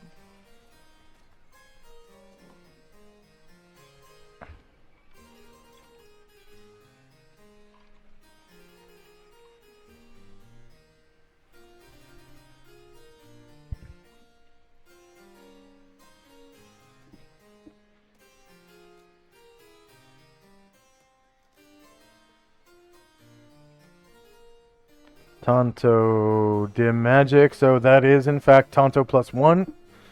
The normal speed of a Tonto is 2. So this one being +1, the speed is lowered to 1. It's a small slashing weapon. It does D4, D4, so it's slightly better than a dagger, but you can't throw a Tonto. It doesn't have a missile application. Unless I'm mistaken. Let's see, weapon and armor data. And the Tonto.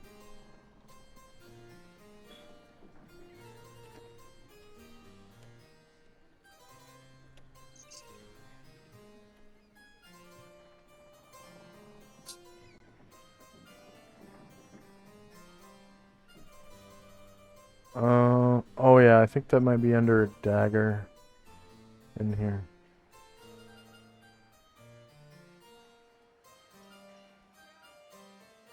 Let's see. Crossbow, dagger. No? Maybe Tonto is on its own.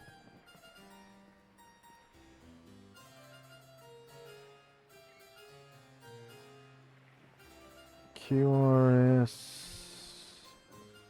sling, spade, sword.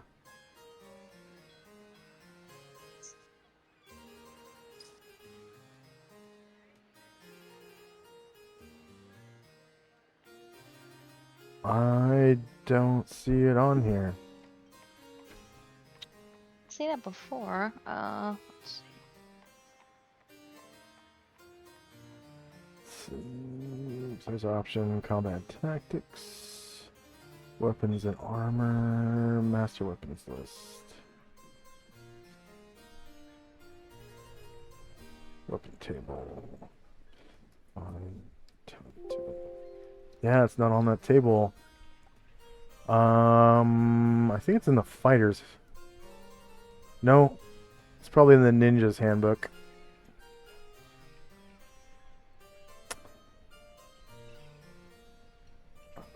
So D&D, How do you spell the name? TANTO. Core books. Ninja's handbook.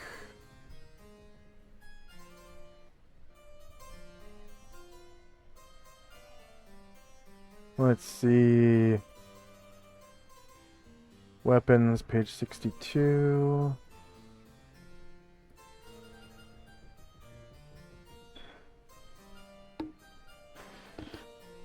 And Tonto.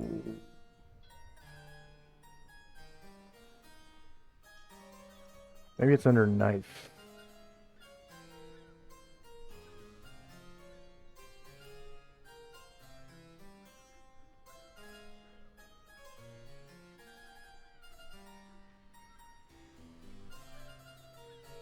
Yeah, Tonto, dagger. Slashing and piercing, speed 2. On the Ninja's Handbook, it does D4, D3. And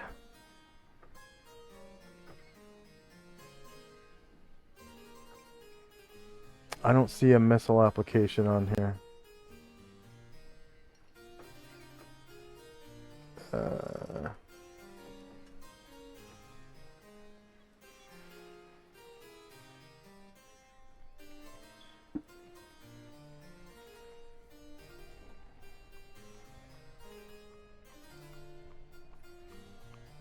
D4, D3.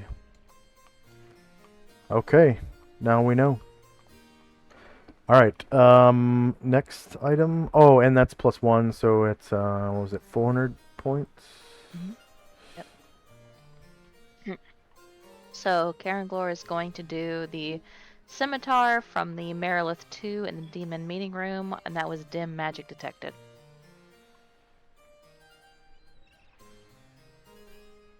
Okay. Jackpot. Jackpot. Okay. So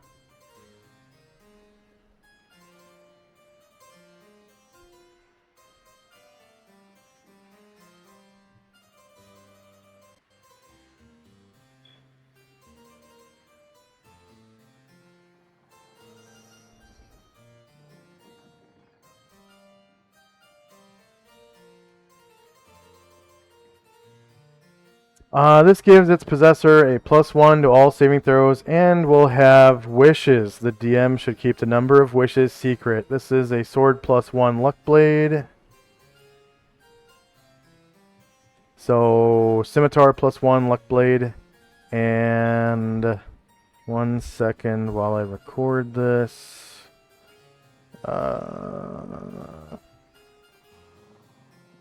Notes, daily routine. Edit.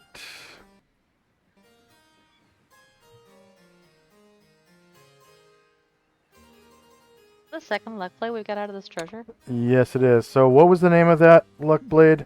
Or where'd you get that? Marilith 2 demon meeting room. Oh, you already identified this. Long time ago, and Chandrak is holding it. I'm showing a luck blade. Yeah, so I think we're talking about two different ones. There was an overwhelming one from Marilith 2 demon. Yes, from the same creature. There was a dim one. So I did do the overwhelming one. But unless I just recorded it incorrectly, there should also be a dim one that's not a luck blade, probably. Oh, okay. There's... Alright, so there was... Dim is the lowest, right? I was very surprised when you said luck blade, so yeah, I think we're talking about two different ones. Could you roll the identify spell for me real quick? Sure.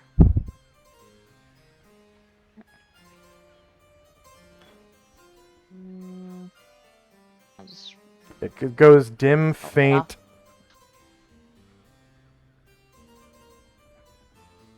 roll it off Bumbosa. That's fine. Just roll it. Ah.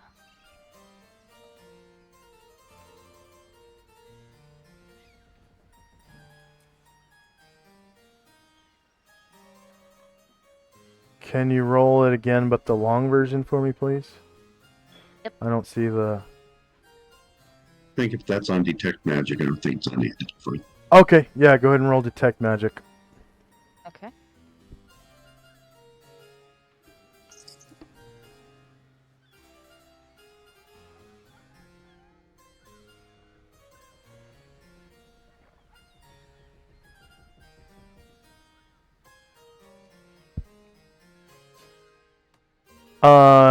And you, yeah. So this would be the dim one for Marilith too. Mhm. Okay, so yeah, that's the Scimitar plus 1 Luck Blade.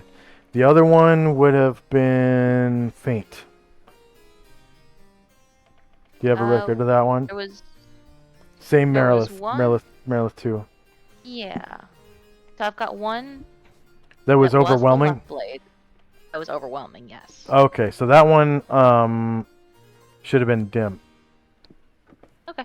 And then, so the other one that you have should be faint. Copy Okay, that. and that is...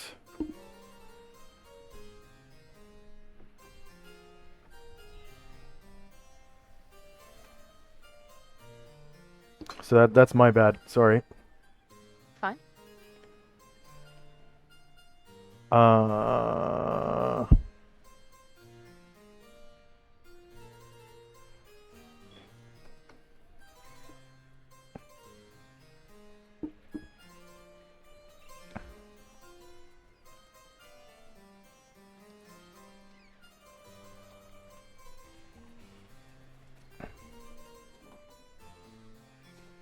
Okay, so this is Scimitar plus 2 Giant Slayer. This provides a plus 3 bonus versus any Giant, Giantkin, Etten, Ogre Mage, or Titan. Against any of the true Giants, Hailstone, Frostfire, Cloud Storm. The sword causes double damage, i.e. 2d12 plus 3. That's for a long sword, so whatever the large damage on a scimitar is should be okay. 2d8 plus 3 to giants, and then that further can be critted, right? So the crit would be 4d8 plus 3 against true giants, Hailstone, Frostfire, Cloud Storm. So that's pretty cool. Yeah. I don't think anyone in the entire party is proficient with Scimitar, but I could be wrong. There might be someone who has like broad group blades or like tight group long blades or something. Or actually, Scimitar might be medium blades. I'm not sure. Have to look it up. But at any rate, that is a plus 2 weapon. Or wait, no, I'm sorry. That's a special weapon. So that is 900 points. Okay. Okay, and at this time, we're going to take a 3-minute break. We'll be back in 3, starting now.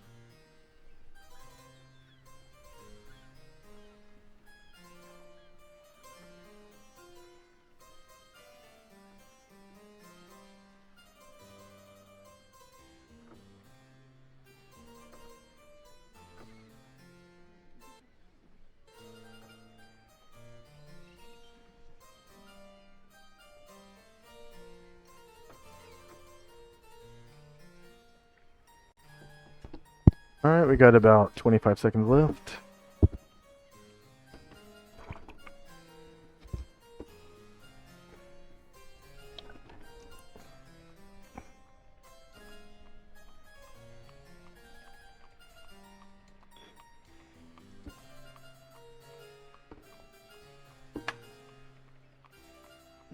And we are back. All right. Was there anything else for Asher and Company? Yeah, I moved Asher and Umbosa. Jim is starting to think he may have made a wrong turn. He's trying to remember where the stables were last time we were in town.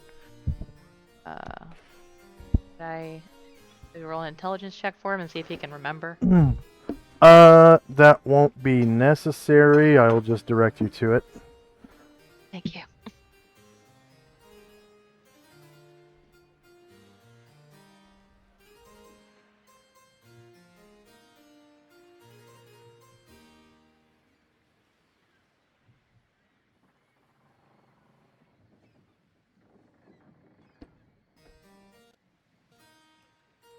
All right, so it's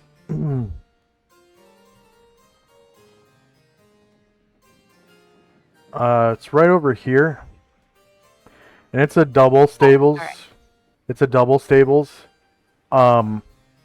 There's, if you recall, there's one that sells horses and mules that are in stock, and they usually have like one of each type of horse at least, and then a few mules, and then on the other side they usually have exotic mounts and whatnot. You know, like tigers so and yeah. elephants and saber-tooth tigers. I think you bought a giant lizard there once. Yep. So. Alright, cool. So they get back on track and head that direction, and that'll be good for my turn. All right.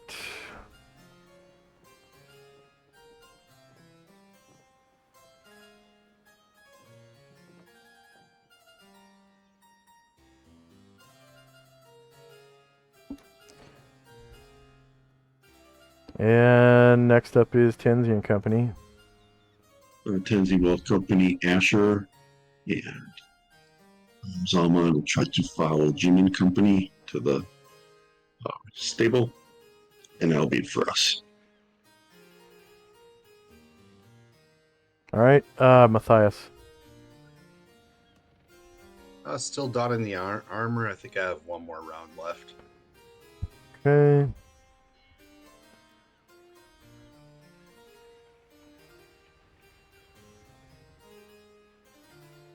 Shandrak and Company. Oh yeah, you were helping put on Yeah. armor. So that's, I think this is the third round. Okay, so when the round is over, you're finished putting the armor on. Anything else for Shandrak's Company though? No, that'll be good. Okay. So end of round, you've had 3 rounds with assisted armor donning, and it's on. You've got your, and it's basically known as Oyori in Japan. It's the heavy samurai armor. There is armor that's similar, but it's for normal foot soldiers, and I don't remember the name of it. But it's like 1 AC lower, which is the notes, weapon and armor, and I think it might be rope armor, but let me check. Let's see, splint is 6 AC points, giving you AC 4. So the other one would be 5. So it's not chainmail plus. It's not metal lamellar.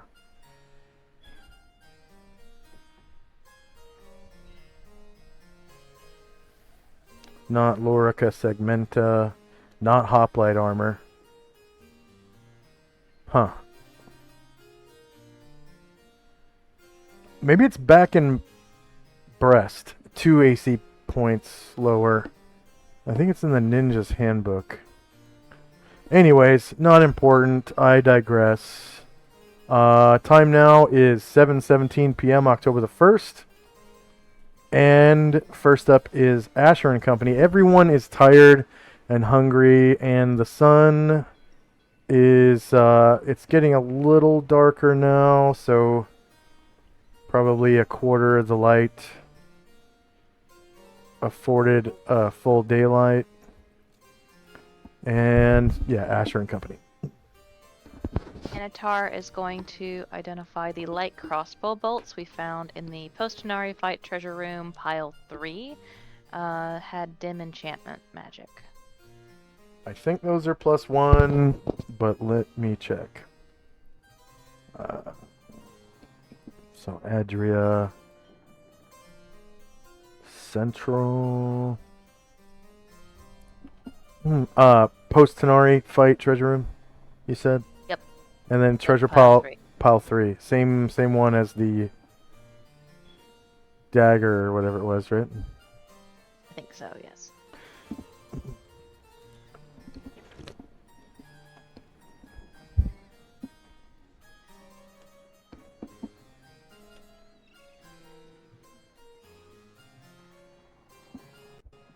Oh, I made a handout for treasure stored at the Ivory Dagger. I'm going to put it in all players' journals and give all players permission to edit, because just about everybody has like a room or a place to put their shit on your boat. So I'm going to show it to players now. And then anyone who's not using it, just go ahead and close it. I know Shandrak had some stuff that he wanted to store and otherwise move. That'd be good to have. Thank you. You said treasure pile 3.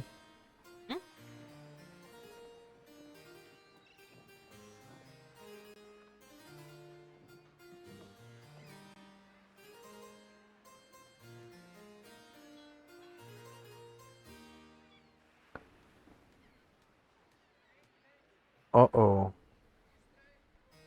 Hmm?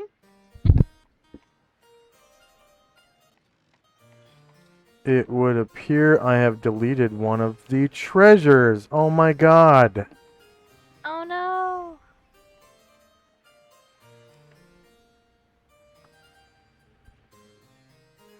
Yeah, the third one is missing. There were...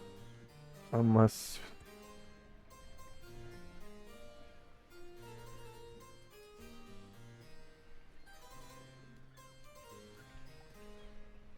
Maybe I just moved it. I hope I just moved it.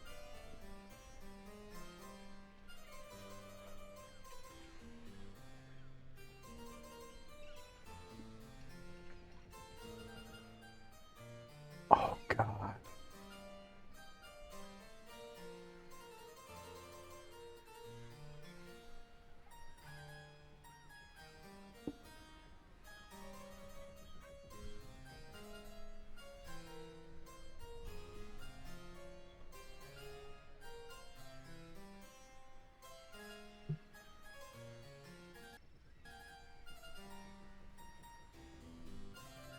Yeah, they're +1. That was Anatar. That's 400 points.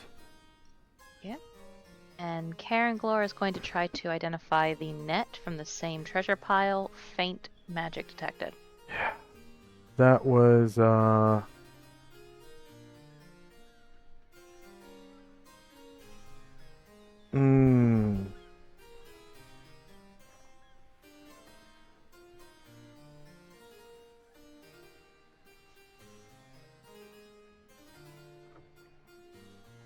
I could probably reconstruct this treasure later from the replay.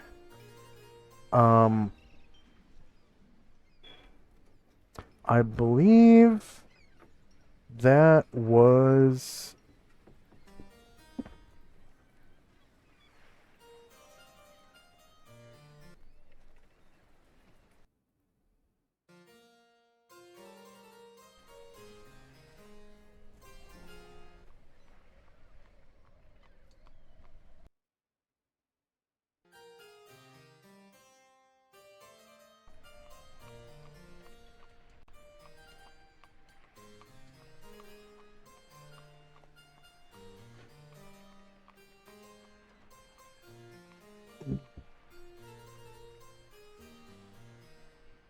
I believe it was a net of snaring. This net looks just like a net of entrapment, but it functions only underwater. There it can be commanded to shoot forth up to 30 feet to trap a creature. It is otherwise the same of a net of entrapment. So a net of entrapment...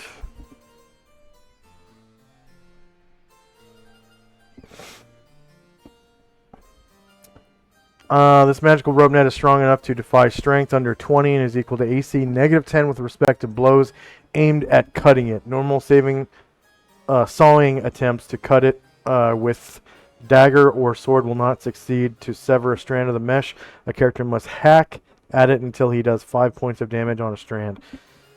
Each net is 10 feet square and has a 3-inch square mesh. It can be thrown 20 feet as to cover and close upon opponents. Each creature in range must roll a successful saving throw versus dragon breath to avoid being entrapped. It can be suspended from a ceiling or generally overhead and drop upon a command word. So it looks the same as a net of entrapment. But it works underwater. But it only works underwater. So 3-inch square mesh, 10 feet square.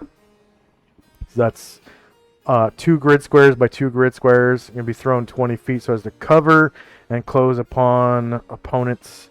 And each creature... It says each creature in range, but I think what they meant is each creature in the area of effect must roll a successful saving throw versus dragon breath. So you can... There's stats for throwing nets normally, but this one can be thrown 20 feet, which is probably further than a normal net, I'm guessing. And then the water version is 30 feet to trap a creature. Oh, neat. Yeah. Okay. So net of snaring. And that is all for the identify. Oh, the bonus for the net of snaring. Bonus for the net of snaring.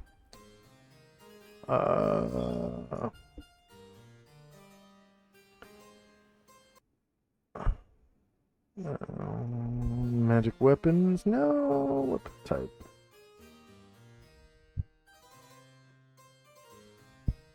Special weapons.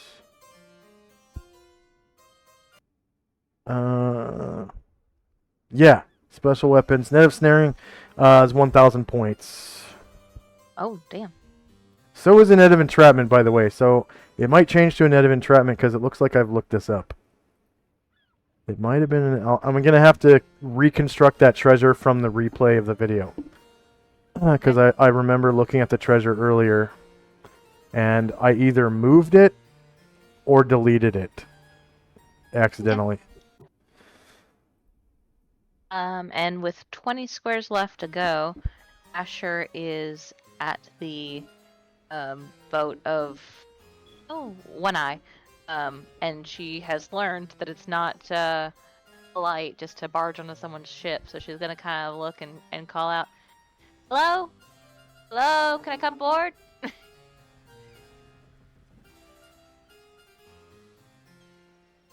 And once you get there...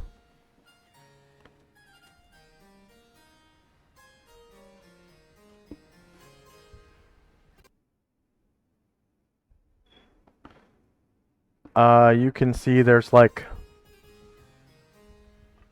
a party going on deck.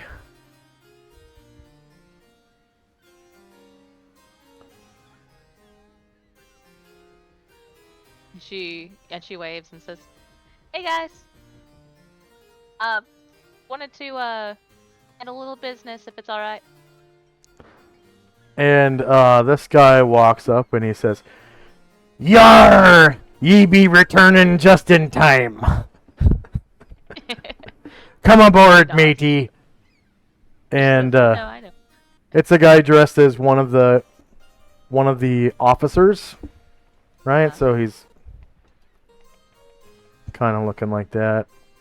Control Z. Come on, Control Z. There we go.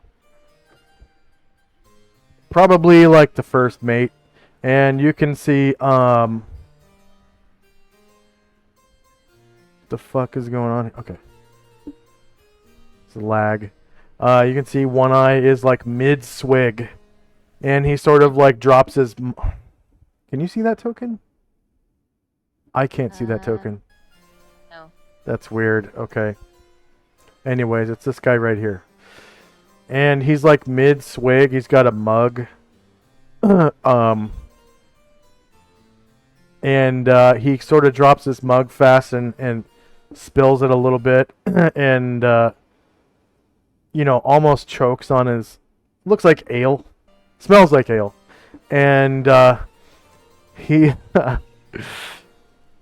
Careful, I didn't bring my. Oh, I'm sorry. No. It's this guy right here. This guy. Okay. That's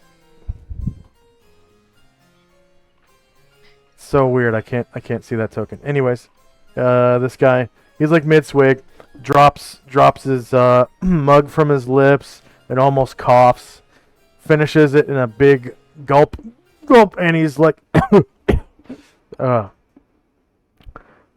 "Evening, Lady Asher, Captain Asher."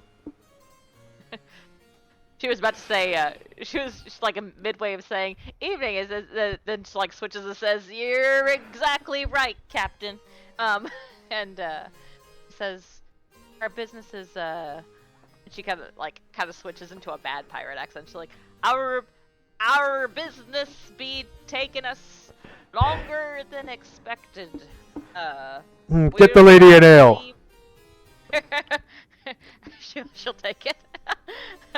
She says, "We'll be leaving the dagger here for another month, and I have come to pay my dues."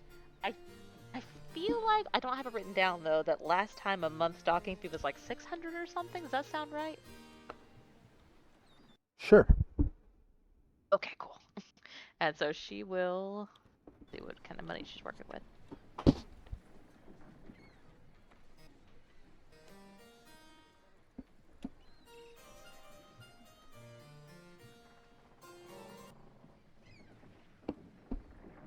Yeah, she'll hand him an aquamarine worth 500 GP and 2 moonstones, each worth 50 GP.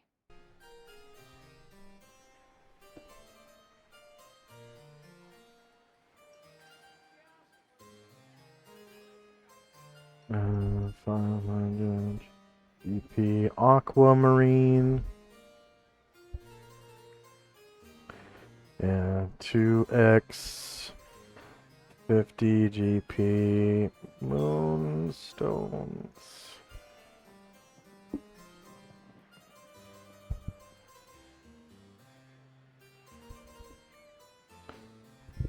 And he goes, "A pleasure doing business with you, my lady." Our pleasure doing business with you, you scurvy dog. With ye. She takes a swig of her ale.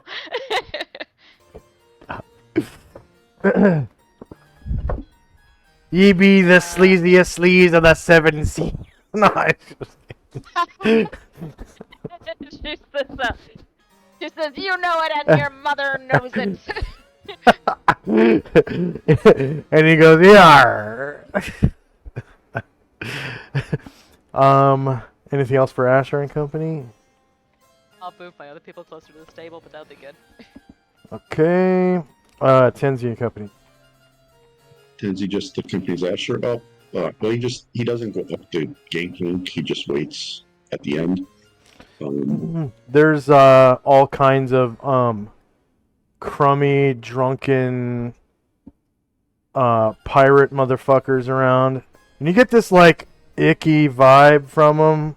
And they're eye effing the hell out of you. There's some over here. And there's some behind over here by these crates.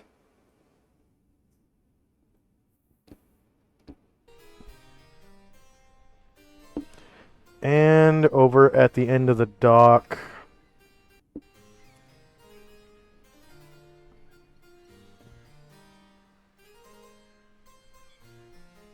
Over here to the left.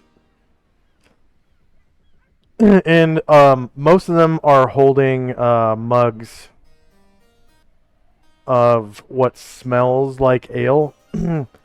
And there's a nice little like ambience going on over here. The dock is lit by these lanterns, and it feels like everybody around you is drunk, and some of them have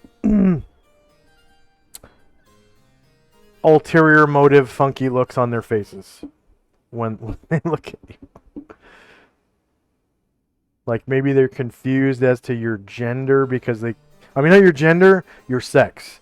Because of the robe is kind of like, it's hard to tell if you're a person or a non-person or an elf or male or female.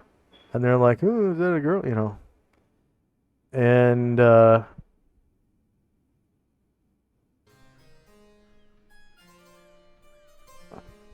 I don't know if that creeps you out, but that's the gist of it. The way he's going, he's not going to pay him any mind now, but if any of them get closer, then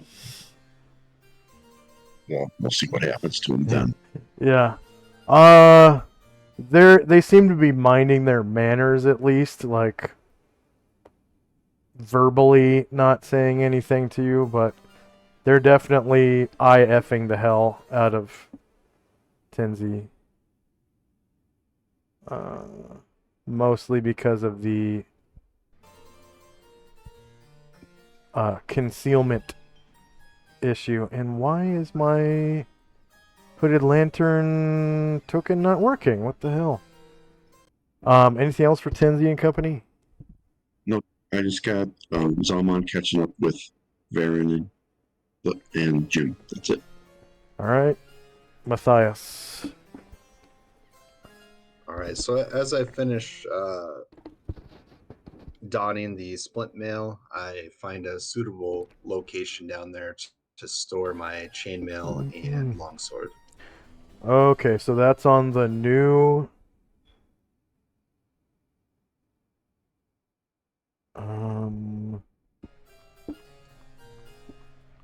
the new treasure sheet. So it's in the Order of the Superior Star folder, and then PC Party Upkeep, and then subfolder called Treasure Hoards. There's one called Ivory Dagger. And you can create a link on your bio straight to this handout by, mentioning the Ivory Dagger in your bio and putting brackets around it just like the other proper nouns. But what I'm going to do is I'm going to start a... Whoa, I can't read that.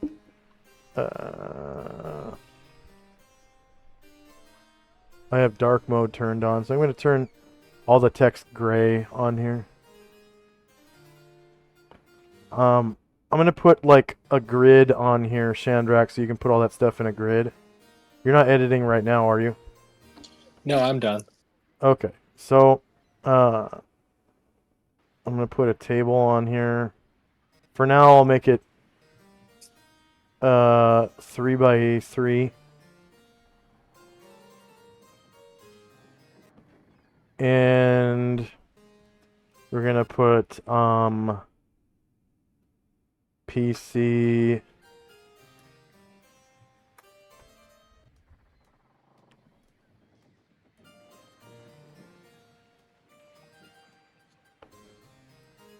name. And then stash location on ship. And items in stash. Save changes.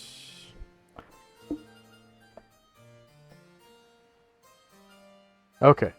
So don't both of you go editing at once, but I'm showing that to players. So where it says PC name, that's either Tenzi, Shandrak, Matthias, or Asher. Okay. And then stash location on ship, whether it's cargo hold, lower deck, the deck of the ship, the forecastle, aft castle, whatever.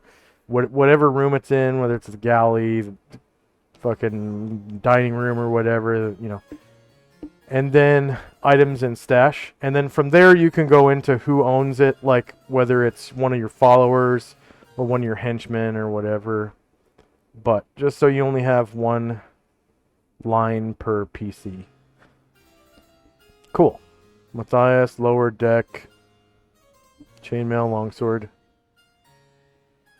And then Shandrak, you can go ahead and edit because it looks like Matthias has saved changes. Okay.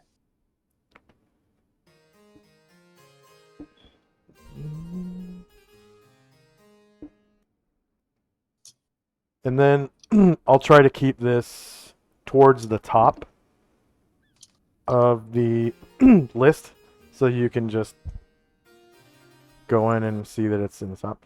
And then the latest dungeon will be below this.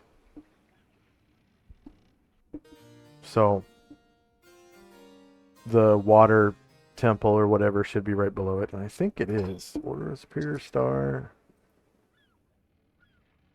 Yeah, water temple.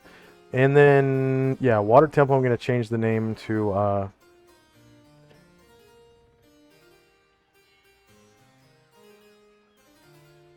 of Lao Tzu.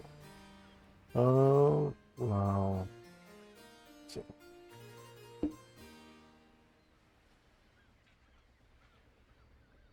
And then any link that you've created to the water temple before now will automatically go to Water Temple of Lao Tzu. And why didn't that say... There it goes. Okay.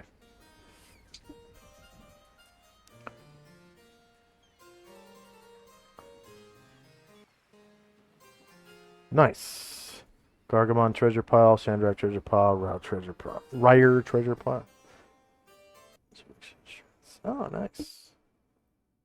And anything else for Matthias? Are you going to come back up onto the deck? Or anything like Yes, that? I do come up onto the main deck. Okay, so I'm going to move you and Shandrak up to the main deck because... Or, sorry, the deck. All...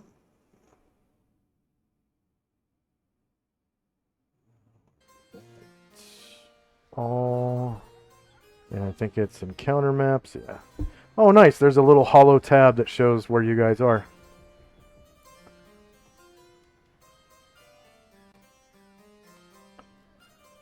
It's just like the other, like the main character or the main party bookmark, except it's hollow instead of yellow. That's pretty neat how they did that. Okay, so I'm just gonna grab your tokens. And does Shanrak come up onto the deck? Yeah, he's just gonna summon his chest and just kind of fill his chest, his backpack with some his platinum and then some gold, and then he's gonna come up. Yeah. Okay. So I'm going to delete your tokens, guys, and then as soon as I get you back. Oh, it looks like yeah, never mind. It looks like I never deleted Okay, so now how do I get you guys back? Is it individually? What are we doing? Oh, we were pursuing Check, back to the top. check. How do I?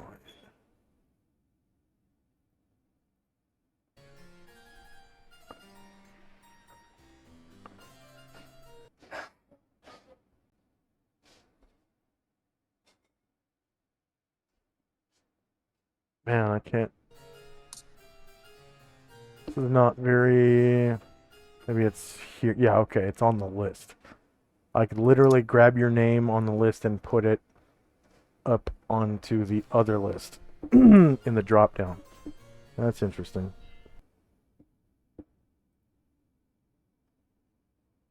And then go back to Aquabelia.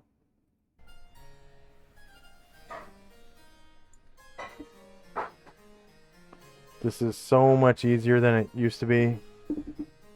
Oh, man. Quality of life changes for DMs on Roll20 has gone a long ways. Okay. So it looks like your tokens are still on deck. Good. So you guys are right here. Anything else you guys want to do as a pair this round? No, I'm good. Okay. So, I'm good. all right. End of round. Time now is 7:18 p.m. And first up is Asher and company. Asher will kind of like dance around another couple of seconds and say, it's getting late. Or it's getting late. Yes, seasick war dog. Like hands back her the pint of ale they gave her and says, Yeah. "I've got a crew to keep in shape." And she's gonna head on off the ship. Yeah, I forgot how much of a pirate he was when I first started role playing him. So, yeah, he's like, "Yar, see you later." Hey, Tensy. Fun You party up there, but if you're ready, I'm going. you can see the pirates are being piratey, kind of staring at Tinsy a little bit, like winking at him, doing the kissy face. Asher will kind of like try to surreptitiously move her body between them and Tenzi so that they can't like easily see each other. But she's over a foot shorter than him, so it doesn't work very nicely. And says, "Let's go, Tenzi. I'm done here unless you have some business." At least they can tell who you are, so they just kind of, as soon as they see you stand in between you and him, they immediately stop doing kissy faces and, wink winks, and Right. kind of like turn and walk away. Like 5 feet. And then like turn to each other and start conversing. Yeah. Up to you, Tenzi. And Walk the plank. You're right. there for Tenzi to walk off so that they don't harass them anymore. And then let's do identify. Gonna be the longsword from the post-Tenari treasure fight room, treasure pile 3, and that had faint magic detected. It's gonna be Anatar. Oh, same treasure pile. Longsword? Shit, I don't remember what it was. So I'll have to tell you later That's fine. because I have to reconstruct that based off the video. I probably have it in the chat archive somewhere, but I don't remember what treasure type it was. So That's fine. So that one we'll just say is done. And that's the last thing from that treasure pile, at least. Okay. And then the There's a longsword in scabbard from the Avatar of Mershalk that had moderate Oh. magic detected. We had 2 of those, didn't we? Maybe. I don't know if we kept them both. Did we drop Yeah. Well, them? of course we did, right? Yeah, you Well, would. some of them. Yeah. Okay. I'm gonna see if I've. Uh, what I Adria, wrote down. Central. I remember being excited about 2 long swords with moderate magic. Okay. Maybe I forgot to put 2.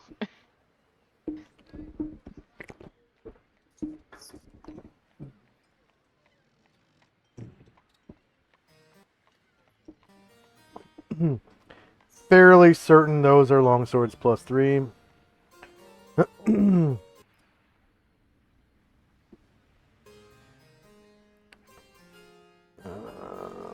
Frankly, I'm surprised I didn't make more mistakes than I did. That's a lot of treasure.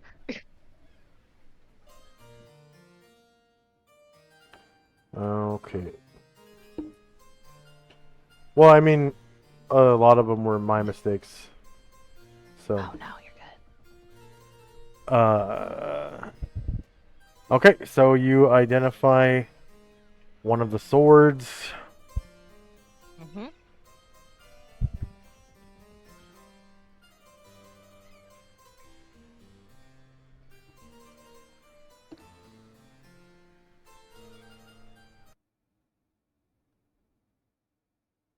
Oh, from Mershalk. Mm-hmm.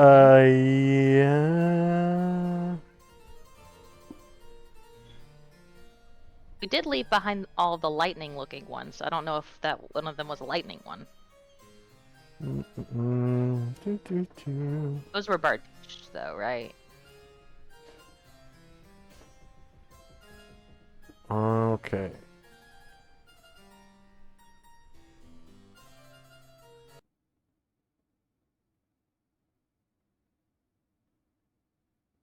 And it is indeed a longsword +3. Sweet. Yeah. Okay, so Karangler did that, and then what is the award on that? And Anatar will figure out whenever we TBD on that other longsword. Okay.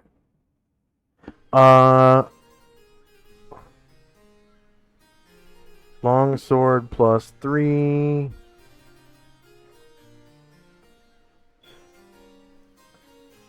Magic item tables.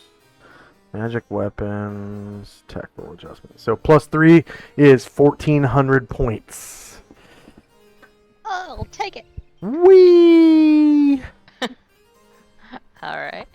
And yeah. Okay, so the last order of business on this turn is, I think they're going to get to the stable. Let's see.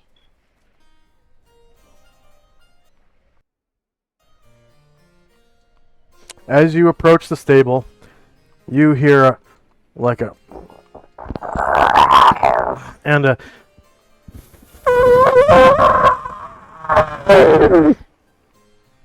among other things.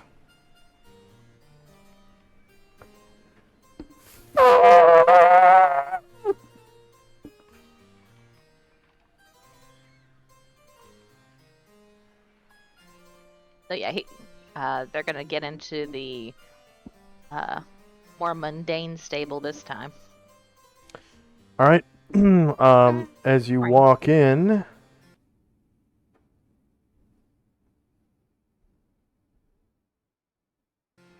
you can see an assortment of draft horses on the left. Pushma. I don't know who the fuck that is. Was that your horse, Pushma? Push me? Oh yeah, one time I bought Push Me Pull You, so Push Me and Pull You. But I guess I sold it. Okay, and then Muse, the donkey, or mule, and Mule the mule. Okay, so that's Oh. Nope, those are regular mules for sale. Okay. So 2 mules. And then in the back left corner, you can see 3 medium war horses. And there's also some light war horses. What? Okay, whatever. I'll fix that later. And some heavy war horses. Two heavies. What the fuck? All my war horses are jacked up.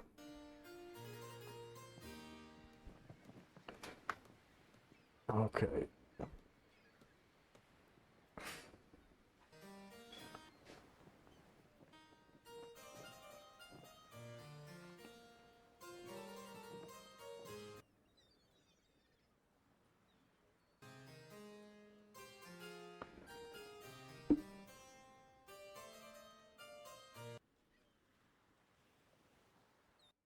Weird. I can't copy these war horses. Maybe it's because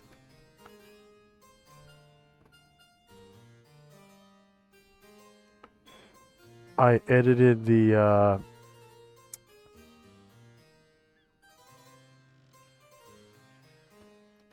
find warhorse.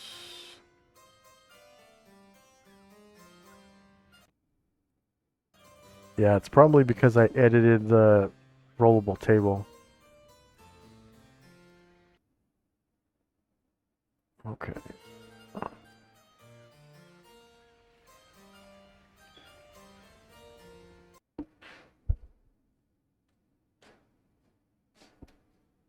Alright, so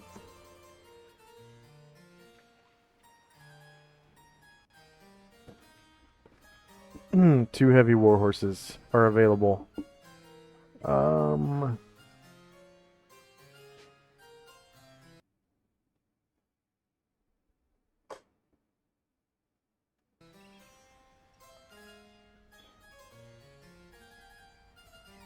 Oh, the warhorse token is broken. That's why. It's just not dropping.